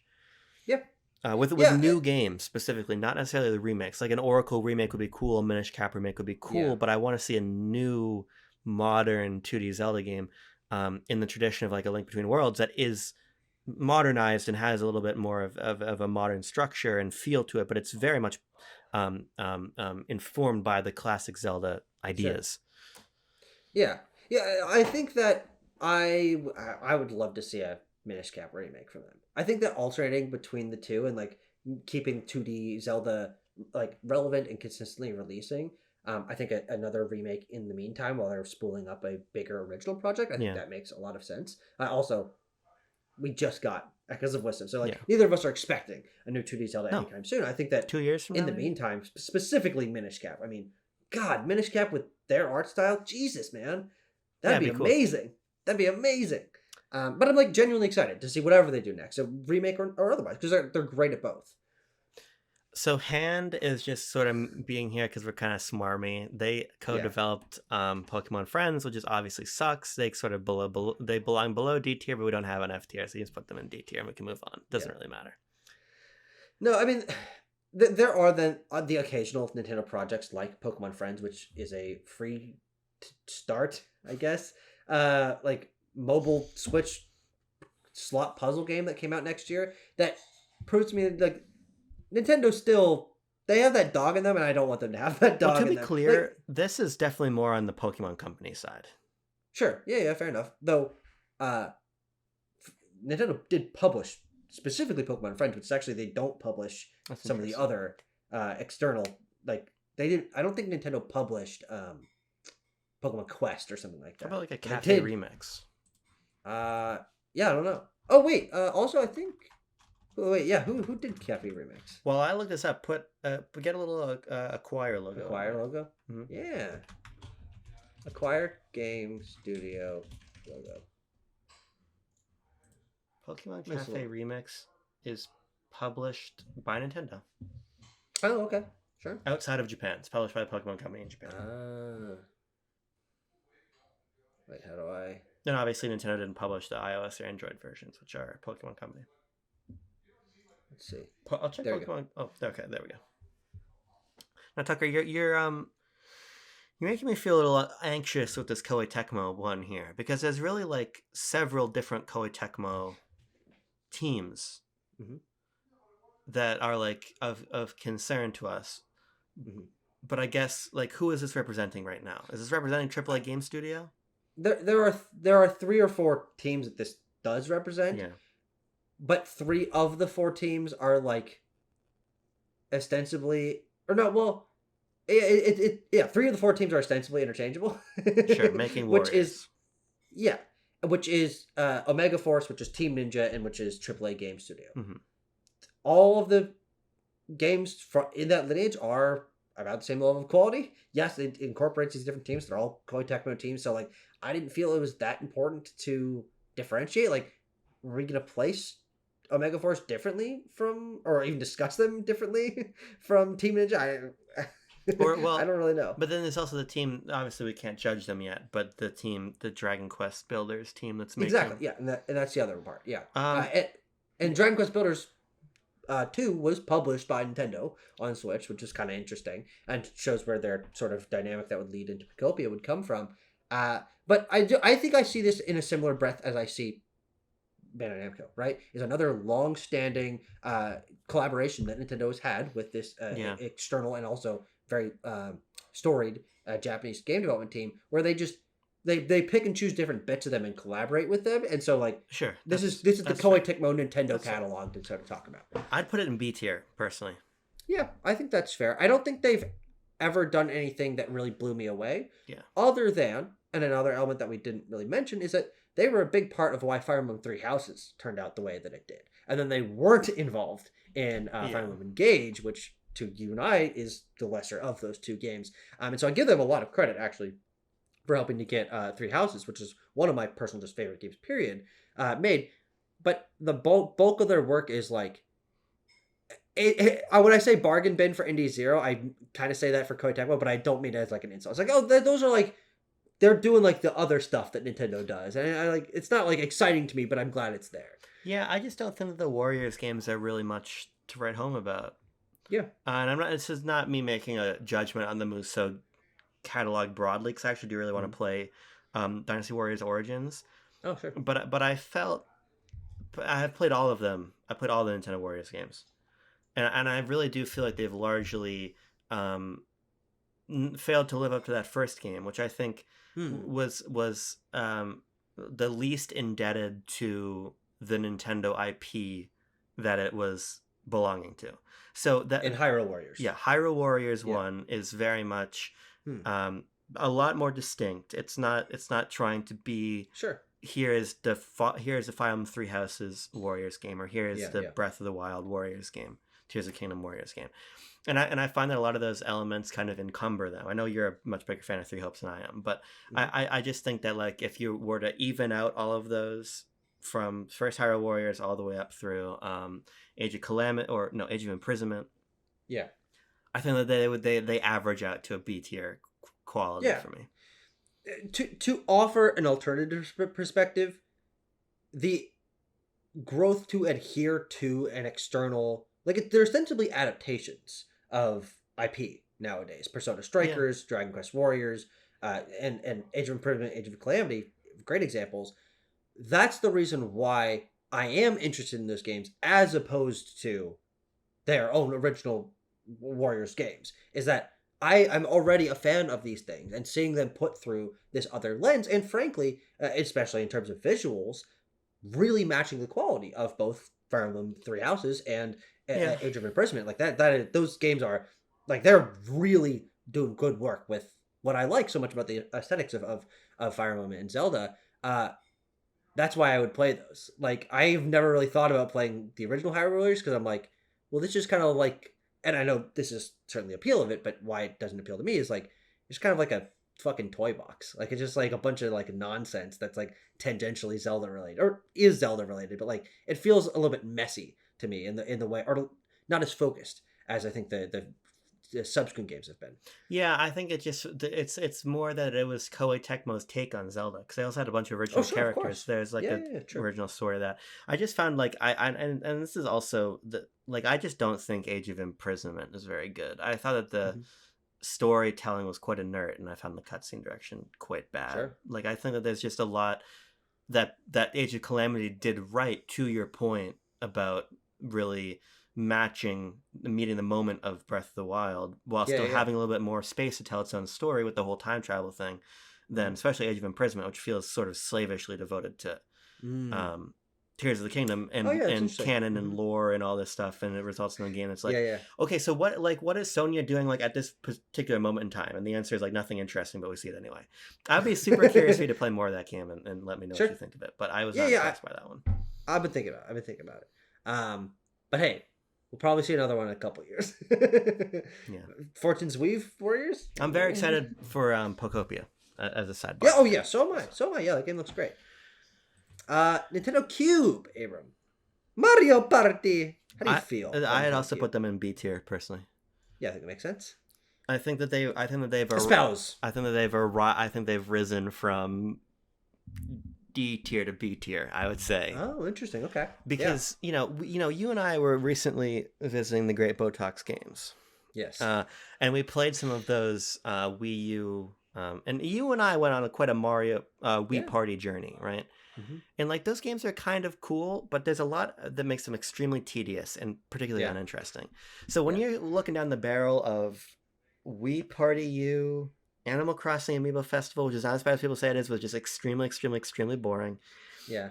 And Mario Party 10, and then Top 100, all this stuff. It's like they're clowned on, I think, to an unfair degree, but I think in reality they just made games that were quite uninteresting and like serviceable. Again, we're using that word a lot for some of these teams, but I think that particularly with Jamboree, I also like Clubhouse Games Switch a lot. I don't. Yeah. Did you play that one or only the DS one? No, only the DS one. Yeah. I think Clubhouse. No. I played a little bit, but I only played it solo, so that's not like I can't fully judge the package. I think both of those games are quite good, although I especially think Jamboree is in my opinion like my favorite Mario Party. I would say.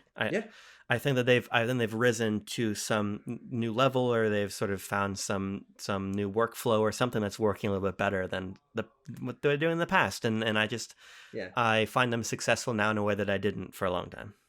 Mm-hmm. Yeah, I think that's totally fair. I mean, I also agree that they've gotten better, and the B tier is a perfect place for them in my mind. Yeah. Next Level Games is up next. Next Level, responsible for the Luigi Mansion 3 game and then the Luigi Mansion 2 Dark Moon game.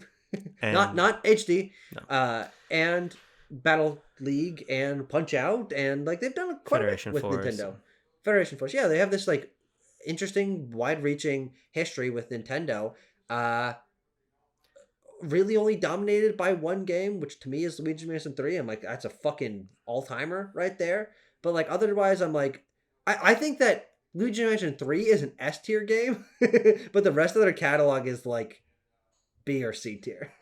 Yeah, I don't know. For me, it's like it's either B or C. I kind of err on the side of C.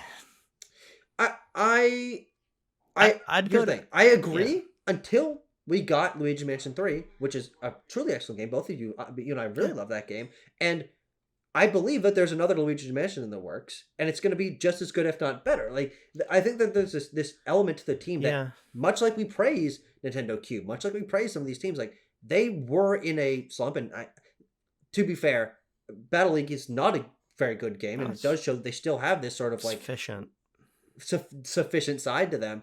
But, like, I think Luigi Mansion 3 is truly a special game, and so, like, I don't think I can, in my good mind, put them lower than B when I think they've made one of the best games of last generation, and I think they're about to make one of the best games of this generation. Yeah, I certainly hope so. I think I've played all of their Nintendo games other than Dark Moon.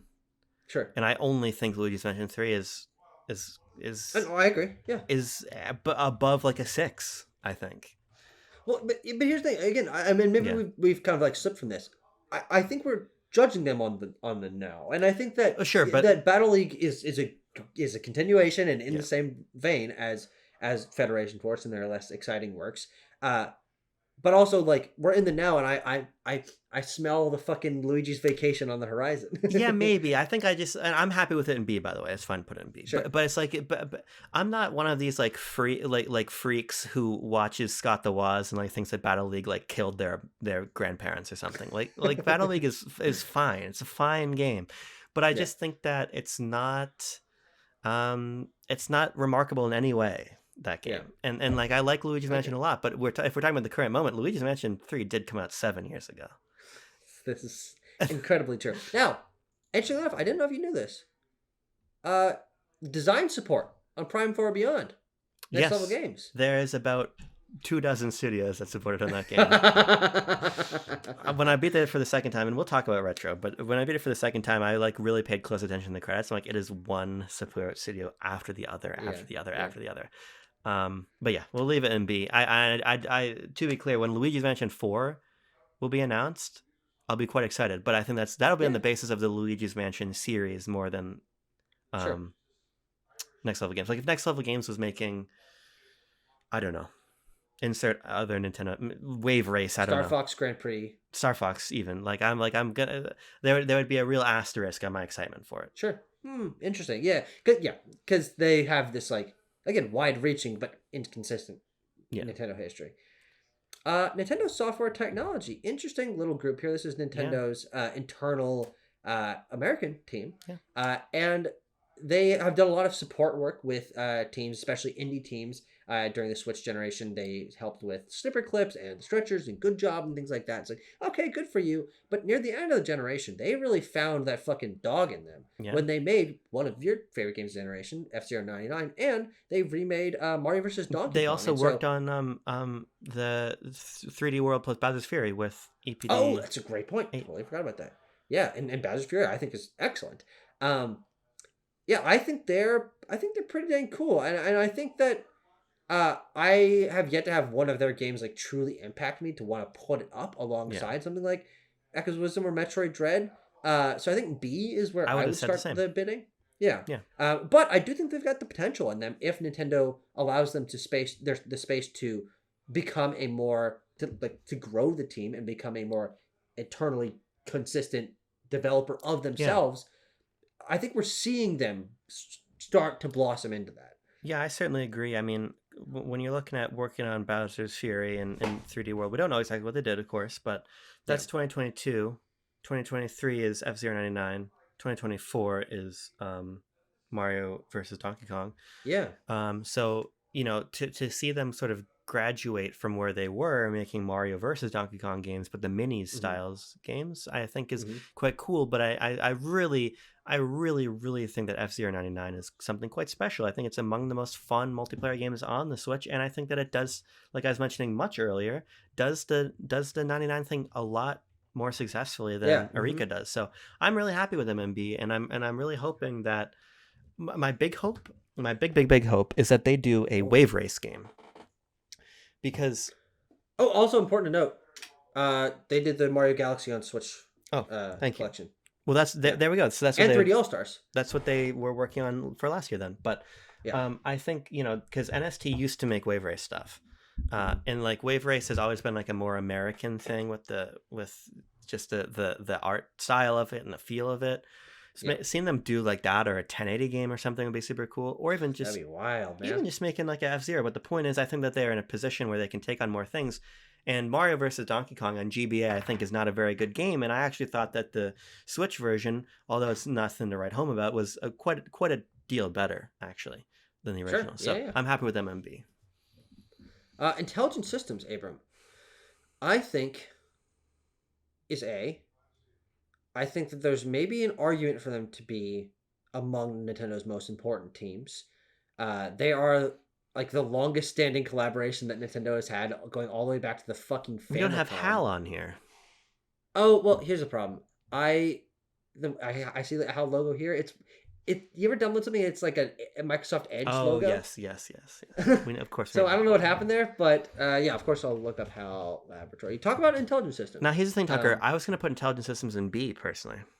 Oh, okay. Well then, I almost said S, so I think A Well, because here's the thing: balances out. intelligent systems is many things. We're Yeah. talking about Paper Mario. We're talking about WarioWare. We're talking about assumedly Rhythm Heaven and or maybe not Rhythm Heaven. I might be wrong about that. Sorry. And then obviously Fire Emblem. Yeah, and Pushmo. Yeah, I guess, but that's not relevant anymore. No, I know. But if we're really trying to be holistic. Yeah, I think it's that Rhythm Heaven and WarioWare are joined on the Nintendo side with the team that supports rather than Intelligent Systems. So and they were way back in the day. But I take that back now. That's not relevant anymore. But I just like if you're looking at Intelligent Systems right now, you're looking at their Switch era output, right? You're looking at Origami King, which I think is a bad game. You're looking at Engage, which we both think was a step down from Three Houses. You have Three Houses, which is a highlight for sure. You have two WarioWare games that I think are fine. I think that they're not particularly great. Well, I think that Get It Together is fairly good. Move It I think is cool, but diminishing returns there for sure. Sure, yeah. And then a remake of Thousand Year Door, which is I'm not big on Thousand Year Door, but a pretty beautiful remake. But if we're looking at where they are right now, I certainly don't see an S tier team there. Maybe an A tier team. But if you're looking at the quality of all these games coming out, I think that there's massive swings in that quality. So there's a couple of perspectives that I'm like mashing this together that get S tier. Is that I have truly loved multiple pillars from them. There's Fire Emblem games that I think are among my favorite games of all time, and I know that's true for you as well. Specifically talking about Three Houses? Three Houses, we're just talking about intelligent systems. Sure, but we gotta talk. But you said it to me. We gotta talk about them right now. Yeah, I am. Yeah, and Three Houses. Yeah. And if Fortune's Weave coming out, that looks like it's more Three Houses than Engage. I've truly loved some Fire Emblem games in the Switch era and in the past. I've truly loved. I think that the Switch era WarioWares are the two best WarioWares. I like both those games a lot. They're so different. They appeal to different sides of WarioWare. They do a lot with multiplayer in interesting ways. Side modes are very cool. I think they build upon some of the best ideas from the previous WarioWare games from different eras. And I have a limited experience with Paper Mario, but from what I've seen, Paper Mario has also gotten better. Origami King is better received than Sticker Star and Color Splash, and the Thousand Year Door is exactly what people wanted. So I'm like, and Engage, that's a controversial one. I say I don't like that game. I haven't given a deep enough dive to like truly say that it's like a major step down, but like also really hardcore Fire Emblem fans really love that game, and so like I think that they hit or miss subjectively, but they do so much that like if every two games of theirs is like one of my favorite Nintendo games of a year, and those happen basically every year, so it's like every other year they're hitting, like that is a output and variety and quality level that I think very few teams at Nintendo works with, even their internal teams match. I hear you, but I just feel like WarioWare, it's not like the best WarioWare game. I wouldn't say it's on Switch, but that's not even the point I'm trying to make. That's not like a huge achievement, right? If we're thinking about S tier, you're thinking about the S tier Nintendo games. I wouldn't put WarioWare as a series. I wouldn't put its best game against the worst games for most of those S tier franchises. And if we're talking about Fire Emblem, yes, but like even you attribute a lot of the success of Three Houses to Koei Tecmo, which is not to take away. But I also like. Yeah.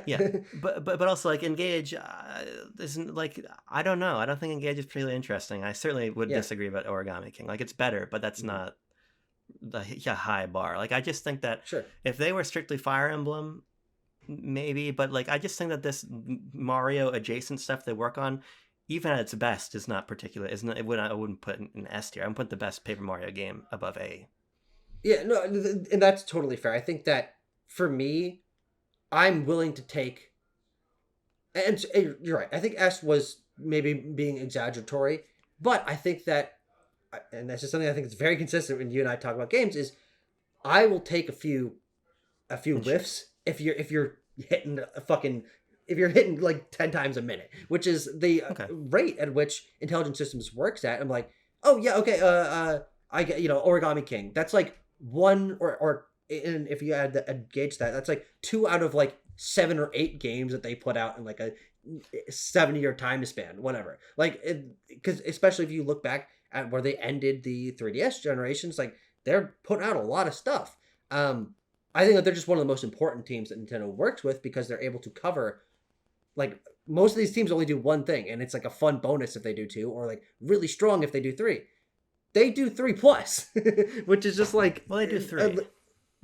I know, but if we're talking about their history, if we attribute like ARMS or Nintendogs to EPD9, like, okay, then you gotta throw fucking Pushmo in there for Intelligent Systems. Yeah, but even I would sooner not include those than include Pushmo for Intelligent Systems, I think. But I think A is fine. Sure. Put it okay, and that's fine. Way Forward, specifically through the lens of they did the Advance Wars remake on Switch. Yeah, I'd probably put them in D personally. Yeah. Which is I just think that that's a good example of like a remake that is in some ways quite good, bringing the two games together, bringing a lot of quality life to it. But I just find the visuals of it to be so underwhelming that it pushes me to want to play the GBA versions that lack a lot of the features of the remake over it. And the collaboration so far is only limited to one game. Mm-hmm. But like also, I just kind of doubt that they're going to work with them again. It's not maybe in a different capacity, maybe at some point in the future, because that didn't move the needle. Yeah, I agree. I played a little bit of it. I was really, frankly, turned off by it. I think that I probably also wouldn't enjoy the old Advance Wars games either. So it's like we're not necessarily hitting a home run on either front for me. But I think that what Way Forward did to those games did, as you're saying, make them less interesting to me, which is kind of the first time that I'm saying this for one of these remake studios, right? Of like, I think that what Artepiazza did is a cool reinvention. Yeah. Grezzo or Mercury Steam or Mages or Arc System Works, like there's a touch there that actually gives those games a new life and feels artistically different. That's true for Way Forward, but I think that it's a negative true. Yeah, sure. Where it's agree. Yeah, it's different, but actually, I think you kind of ruined it in some way. I agree. Retro Studios, Abram, where do they fall? B tier. I think that is fair. Talk about Retro. I think there was a time when they were S. I think that time is in the past. Here, my feeling about Retro Studios right now is that looking at Prime Remaster, looking at Prime 4, I think you can clearly see that they have strengths that are in the S tier of Nintendo in certain dimensions, in art design as a huge one, but I think that Prime 4 in particular is unsuccessful in a lot of key ways that has taken that sort of shown a distance between the reputation of Retro Studios that they cultivated through excellent work in the 2000s and what we see is sort of a something else, and I think it's something else that's being reborn. There's an interview with Famitsu that somebody from Nintendo did. I don't think we know exactly who it was just credited to Nintendo, but talking about how in making Prime 4, when they started the project with Retro did not have the resources or the personnel to make that game. And so part of the exercise of Prime 4 was building a Retro Studios that can build these games. And out of that, you get Prime Remaster, and you even have people from Retro speaking on Twitter about how, making this game, my part of it helped me understand how to better make Metroid stuff. So I think that what we have is a Retro that is in a transitional period, and I think could move up back into an S tier if they're able to reach the bar of quality they once hit, but I don't think that they're at that bar anymore right now. So strictly on the basis of Prime Remaster and Prime 4, I put them in B tier. They're in a really interesting position where the Retro that exists now, even their previous game to this, the previous original game in Tropical Freeze, is like, it's like a night and day, like team and reception and impact. And like, I think that original era that you're talking about for Retro is up until Tropical Freeze, and then they just go away for a long time. They're working on other things. We don't really know what happened, but I do think that in that tumult, that like 10-year period of canceled projects and trying to get their sea legs under them and rebuilding the team and having to incorporate design decisions from an older version of Prime 4 that they weren't totally happy with, like I think that it makes them feel like a markedly different team than they were even at their last original game. And so I think that's totally fair. I mean, I would personally argue a little lower, but I think that B is totally fine. I also think that they probably have less agency now than they used to. Also, I think that this is speculative, but I think between that Famitsu interview and then also some of the remarks Tanabe was giving recently when we were speaking on the fact that he's retiring, it's very clear that like. And this was also made a little bit clear in the Prime art book for Prime 3 that like Nintendo is sort of setting the tracks in front of them for where Prime is going to go. And so I think that Prime as I settle on Prime 4 more, I think it is a good game. But it is, I would consider the first 3 Prime games to be outstanding games. Well, I consider Prime 1 and Prime 3 to be outstanding games.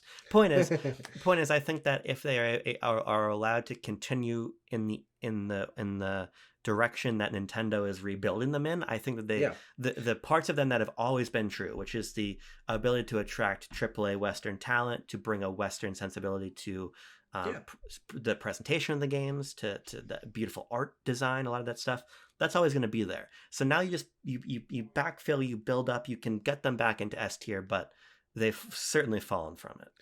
Yeah. And I would even argue, by the way, just as a sidebar, that they've fallen from it even with Tropical Freeze, because I think it's important, as much as Tropical Freeze is considered to be a wonderful game, that game was not what people wanted it to be in 2014. And it is even, it's a lot better than Returns, but it's only as good as Returns. It's only as good as it is because it is so similar to Returns and it built on familiar ideas. The retro that was like pushing boundaries really, I think, wasn't even there in 2014.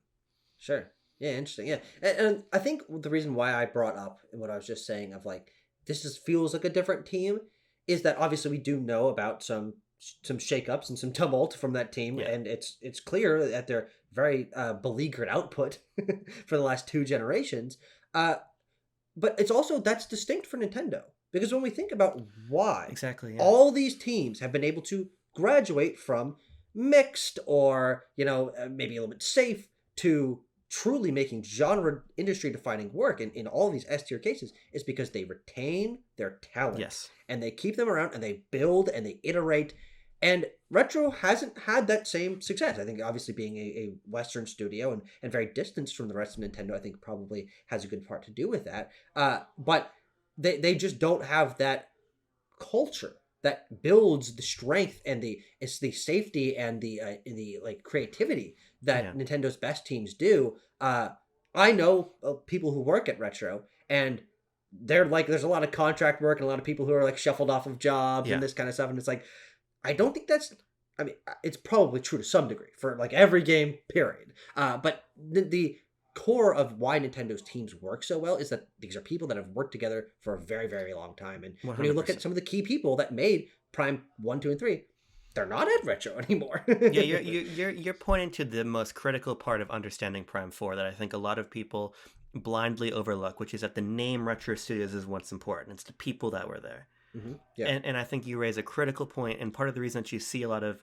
shout out to Kiwi Talks, for example, the reason he has 1 million Retro Studios interviews is because a lot of those guys left, and they're not back. And everyone that I know that worked at Retro worked at Retro and no longer does. The one thing I do want to say to Retro's defense, and we've done a lot of videos on talking about Metroid in the past, but I do think that there is a degree to which they need the credit for even getting that game out. But this is also Prime 4, and I think it's also something that even more than them, Nintendo deserves credit for, because any other publisher, name one other publisher that would have seen this game to release.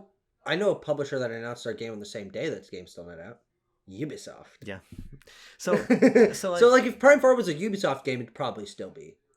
They'd probably still be working on it. Yeah, but and to be fair, I also do think that Prime Remastered does buoy them a little bit. I think that. Oh sure, that's a great game. Yeah. Really. Wow.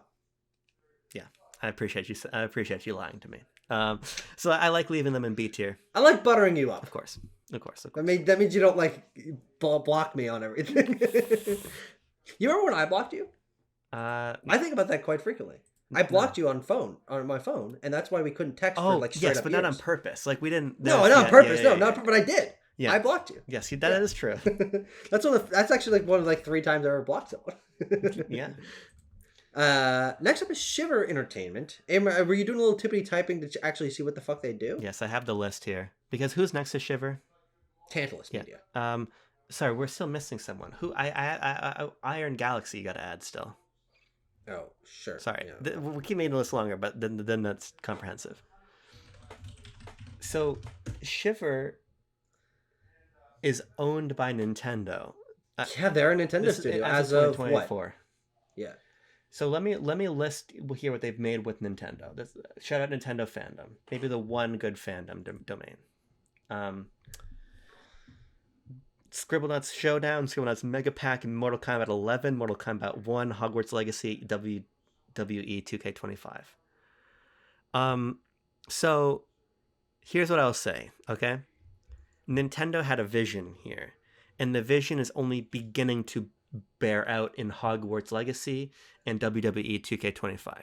Hogwarts Legacy should not even be playable in that Switch one, but it is, thanks to them. Yeah. And my understanding from some peers of mine who reviewed the Switch 2 version of WWE 2K25 is actually quite adept. So all I want to do is put them in good support, because I think that we're going to see them play a bigger role. Sure. Yeah. They're not bad support. Yeah. They're not bad support. They make the games possible. Tucker, let me make a huge call right now, okay? I'm going to make a huge call right now. I'm not saying it's going to happen at release, but I am saying that GTA 6 will come to Switch 2 and that Shiver will make it happen. That's very interesting. Yeah. Because something must have motivated Nintendo to buy them. Yeah, that's very interesting. And if they're in the credits of GTA 6, you're going to get a fucking pretty penny from...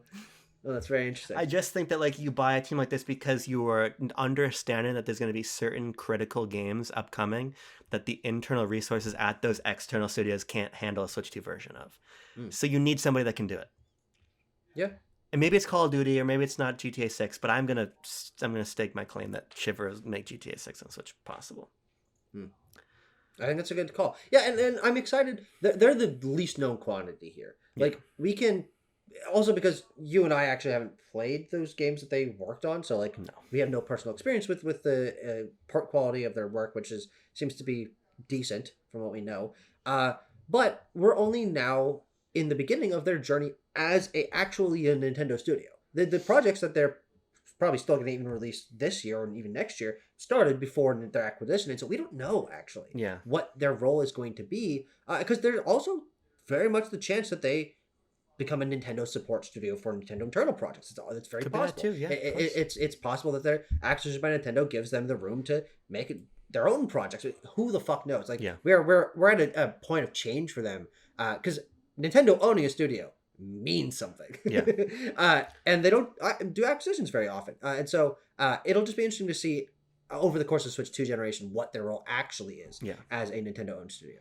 Can we just very quickly throw Iron Galaxy in good support as well for similar reasons? Sure. Yeah, exactly. I'll give you the little list here. They are responsible for the Switch 1 versions of Skyrim, Diablo 3, Overwatch, and Dauntless, and then they also did support work on Prime Remastered. So again, not much to say here, but it's just important, us being the freaks we are, that we help people understand these support teams exist and their role with Nintendo. So 100%. Now, I'm glad that you brought up Iron Galaxy. I think this is us having these support studios is already better than the work that most people are doing. But if we're going to that degree, I mean, you watch the credits of Prime 4. There's a bunch of studios that if we're counting Iron Galaxy, we could and maybe should technically also include. But this is kind of stands to say that yes, Retro Studios is a talented team in their own right. Yes, all these teams are talented. They're also supported by a lot of people whose names and studios you've never heard of. Especially like Prime 4. I think that Prime 4 is a little has a unique amount of support work for a Nintendo game. But Yeah, that's a good point to raise for sure. But let's fire off these last couple here. Tantalus Media, Abram. Tantalus Media. They worked with Nintendo actually for quite a bit there. They did Luigi's Mansion 2 HD in 2024, which I haven't played, and I've heard is a fine way to play that game. Not the way I will play that game when I eventually get around to it. And then I believe that they also do the Zelda HD versions, which are actually all three of those are very good versions of those games. Am I right about that? Yes, you are. My understanding is that they're a little bit more solely responsible for Twilight Princess and Skyward Sword, whereas EPD3 worked more on Wind Waker. Oh, gotcha. Wind Waker also is certainly the most impressive and transformative. You know what? They're actually not credited on Wind Waker, so I was wrong. I should just kill myself. It's Twilight Princess HD and Skyward Sword HD. Yeah. Maybe did EPD hold on, did EPD3 did Wind Waker internally? I don't know. Wind Waker HD? Yeah. Wind Waker HD.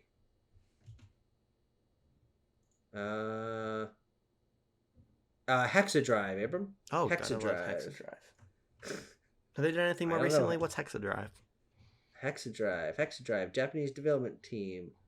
Dragon Quest 11 Reimagined. Or it's 7. Dragon Quest 7 Reimagined. Oh, cool. Silent Hill: A Short Message. Okay. Mario Sports Superstars. Tucker, I feel odd about Tantalus.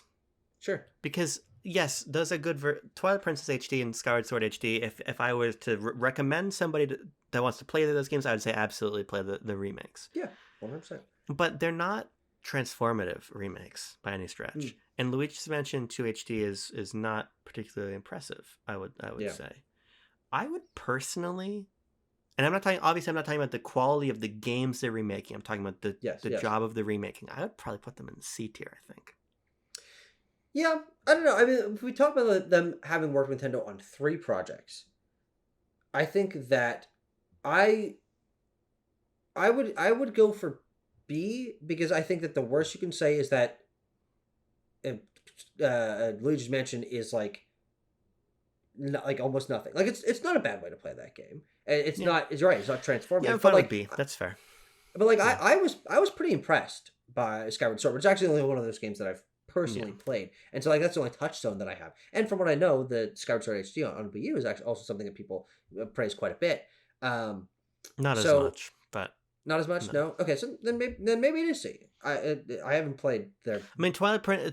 So again, we're talking about them right now, and I think that if we're looking at, but that's also part of the motivation for me for C tier of like the right now of Skyward Sword, and then especially when Luigi's Mansion. Yeah, you know what?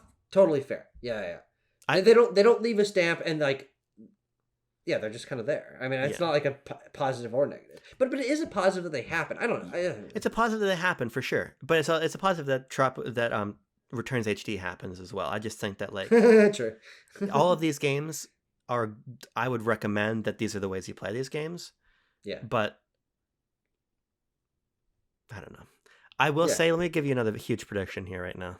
Huge prediction. Tantalus Media is remastering Twilight Princess again for release this year.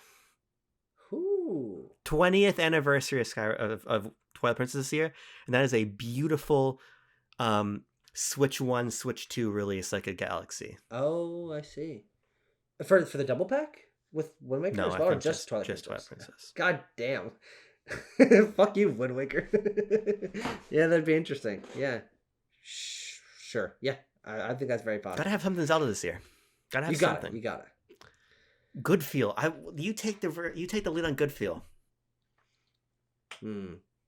I think that they're on the downward trend, actually. I agree. In comparison to almost every other team that we've talked about at the top here of like why I've loved especially the Switch era so much, is that I feel like they've really upped their game. But Goodfeel has been consistent, but I mean Princess Peach Showtime is like, it like makes me question their game design a little bit, which previously I think their game design, they've actually made some of my favorite Nintendo games. I think that Woolly World is great. I think that Crafted World is excellent. I think Epic Yarn is excellent. You speak very highly of Wario World Shake It. Only good Wario Land. Wario Land Only Shake good It. Wario Land. Excuse me, the Shake Dimension. But I don't know. I mean, Showtime I think is like a boring to bad game, and so hopefully they've got another project that coming out in the next couple of years that shows that they've still got that fucking dog in them. But like, yeah, that one as of now, it's like I'm a little bit lower on good feel. And it could be Mysterious Book again. Our friend Bo has a funny idea that it's maybe true that it's our Zest, but I don't know. I also agree with C tier, to be honest with you. And like, well, here's the thing. I think at their best day, they're B tier. Yes, that's exactly correct. I would agree. Yeah, and so it's like, okay, Showtime's like not egregiously terrible to where it like lowers them a ton, but like it puts them down a little bit. Like, and if their next game is good, then they'll pop back up to B tier. I just think that Showtime is perplexing. I think that game is so perplexing the more I think about it. Yeah. And I think it represents such a missed opportunity for me. Sure, I agree. Yeah. So I think that's fair. There's been a lot of people, and I say that with massive air quotes, saying that maybe this year there's like a Rosalina game coming out, and what if they're making that? You know, it's crazy. That would now do crazy talk. Acquire, who made the most recent Mario and Luigi game, Mario and Luigi Brothership, the first Mario and Luigi game to not be made by Alpha Dream. I fucking got it. Alpha Dream. Nice work. The original team behind Mario and Luigi. I believe that many Alpha Dream people went to Acquire, which is kind of how that deal ended up happening. And I haven't played Brothership, so I have no comment on it, but seems like a pretty neat game. Solidarity of Logan Planet put him in C tier. I don't think Brothership's very good. Okay, fair enough. I think Brothership is as I think the Brothership has sort of the audio-visual delights you want out of a Mario and Luigi game. There's a lot of great fun animation, and I think that the way that the mushroom, well, you're in Concordia. God, you are. Yeah, you're in Concordia, and it's pretty. But I just think that they're called the LX Socket Syndicate. The Sprocket Syndicate. Something like that. Are boring, and I think the game is boring. I think that it's a Mario RPG, so of course it's boring. But I just think that it's neither an evolution nor a revolution of Mario and Luigi. It's kind of more Mario and Luigi. It's like cover band Mario and Luigi, and the covers are not that far off from the original, but they're not more than C tier to me. It's okay. The Zocket Army, Abram? There we go. The Zoc Troops? There we go. As they're called? I never heard that before in my life. But yeah, no, I think it's one of those ones where I hope that if they do another one of these, that it's just tightened up. They know what they're doing a little bit better, because they do have some strengths. And I think that's why when I look at it, again, I have not played the game myself, I'm like, this is what I imagine out of Mario and Luigi. I mean, it's colorful, it's expressive, these fantastical worlds. But yeah, I don't know, design-wise, writing-wise, maybe it's not up to snuff. So I'll trust you on that one. If I had to recommend you a Mario RPG released circa November of 2023 to November of 2024, I would say Brothership. But that's a bar you can like step over by barely picking up your foot. The last one, I'm glad that I actually forgot this, because that means we get to end on a more significant one. HAL Laboratory, obviously responsible primarily for Kirby. I go A tier for HAL. Yeah, I'd say so as well. I mean, in my heart, no, but in my heart, actually, kind of yes, because I think Kirby and the Forgotten Land is a perfect example of exactly what I've been talking about with a lot of my favorite Nintendo teams, is that it's a really thoughtful reinvention of a long-standing series that I think improves in basically every way, and that's their most recent major game, and it's excellent. It's one of my favorite games of the last few years, and I'm hoping to just see that energy continue into the future. I'm happy to put this in B tier, by the way, if you'd rather have it in B tier. No, Abram, we're judging them on the now, and fucking Forgotten Land's an S tier game. See, I don't think so anymore. Oh, really? Yeah. Maybe lowered on that game. Yeah, I think that the But you're gonna, you know what? You're gonna pop it in at some point in like the next 3 or 4 months. You're gonna fucking like suck in whatever the fuck. You're gonna mouthful. You're gonna put a mouthful of whatever the fuck, and then you're gonna be like, oh, he's silly, and you're gonna put it back in S tier. Yeah, I know, but I just think that because I played the Forgotten Land expansion, Yeah. and to be clear, I'm not holding that against it the same way I'm not holding Jamboree TV Yeah. against Yeah. Cube, Nintendo Cube. But I don't know, like I just think that EPD 8 has hit such a height of 3D Oh, sure. platformer Yeah. excellence that I think Hmm. that it's made for me the Galaxy games and Forgotten Mm. Land diminished. Not Sure. hugely, not Yeah. hugely, Very fair. but diminished a little bit. But again, so a game that I actually would go to bat for, not as much as Forgotten Land entirely, but I think this game is quite excellent. Is Return to Dreamland Deluxe? Obviously, a Oh, sure. collaboration with Vanpool, Rep Vanpool, but all the new dimensions they added to that game and the new art style, I thought was really nice, and I'm a big fan of Dream Buffet. But I'm eager to. I'm really eager. I'd actually maybe argue that of all the teams on this board here, I am most eager to see the next from Mercury Steam and from HAL, because I think both were Yeah. really onto something. But now I'm like, what can you do to like Oh, sure. turn the dial a little bit further? Yeah, yeah, and it'll be interesting to see. You're right, because for in both those cases, and I would say that Grezzo falls into that as well. It's like, okay, you really made a step. You made a really Yeah. big step. Can you continue it? Because as is the case with basically all of these teams, there's ups and downs for everyone, Of course. and all that you hope is that there's. I mean, I guess you hope that there's not, and that's all ups all the time. But I do have quite good faith that they knew what they were doing in Hal's case and in Grezzo's case and in Mercury's team. Yeah. And it's like, I mean, I really think that Forgotten Land 2 or Metroid 6 are going to be worse games? No, I No. probably not. So, yeah, no, you're right. I'm very much looking forward to that. This is such a fun exercise. I really like doing this. Yeah, because I like Nintendo. What do you think? Just as we're wrapping up, just looking at this matrix, it's funny. We almost have it's almost all a lot of the rows are It's almost almost a cube. even Yeah. on Nintendo Cube. All we have to do is put Sakurai in good support tier. Because actually, you know what, Abram? It's kind of It is kind of true. Uh, no. I think this is emblematic of why I like Nintendo. Yeah. Is that they have mostly here, the biggest tier here is the S tier. And I think that's true. Is when I think about Nintendo, I think about the fact that all these internal teams and some of their partners make some of my favorite games of all time. I would argue some of the best games of all time.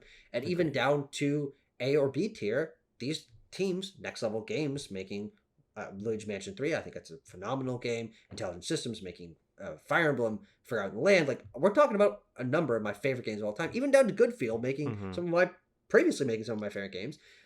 Nintendo's bar of quality is pretty high. And so even when we're talking about like, yeah, Arc System Works is a D tier Nintendo team, but like that's not like it's another Code Recollection is just like kind of whatever and not for us. But it's not a bad game, and that's true about Indie Zero's games as well, and Forever Entertainment. Like, I think that, and maybe we do have to make it F, where it's like Pokemon Friends is like, I think honestly like the only truly bad game we talked about here. Yeah. But I like the fact that they operate on this, because also, frankly, what we're kind of ranking them on here, and if you do a little bit of looking, is what are the budgets these teams are working with?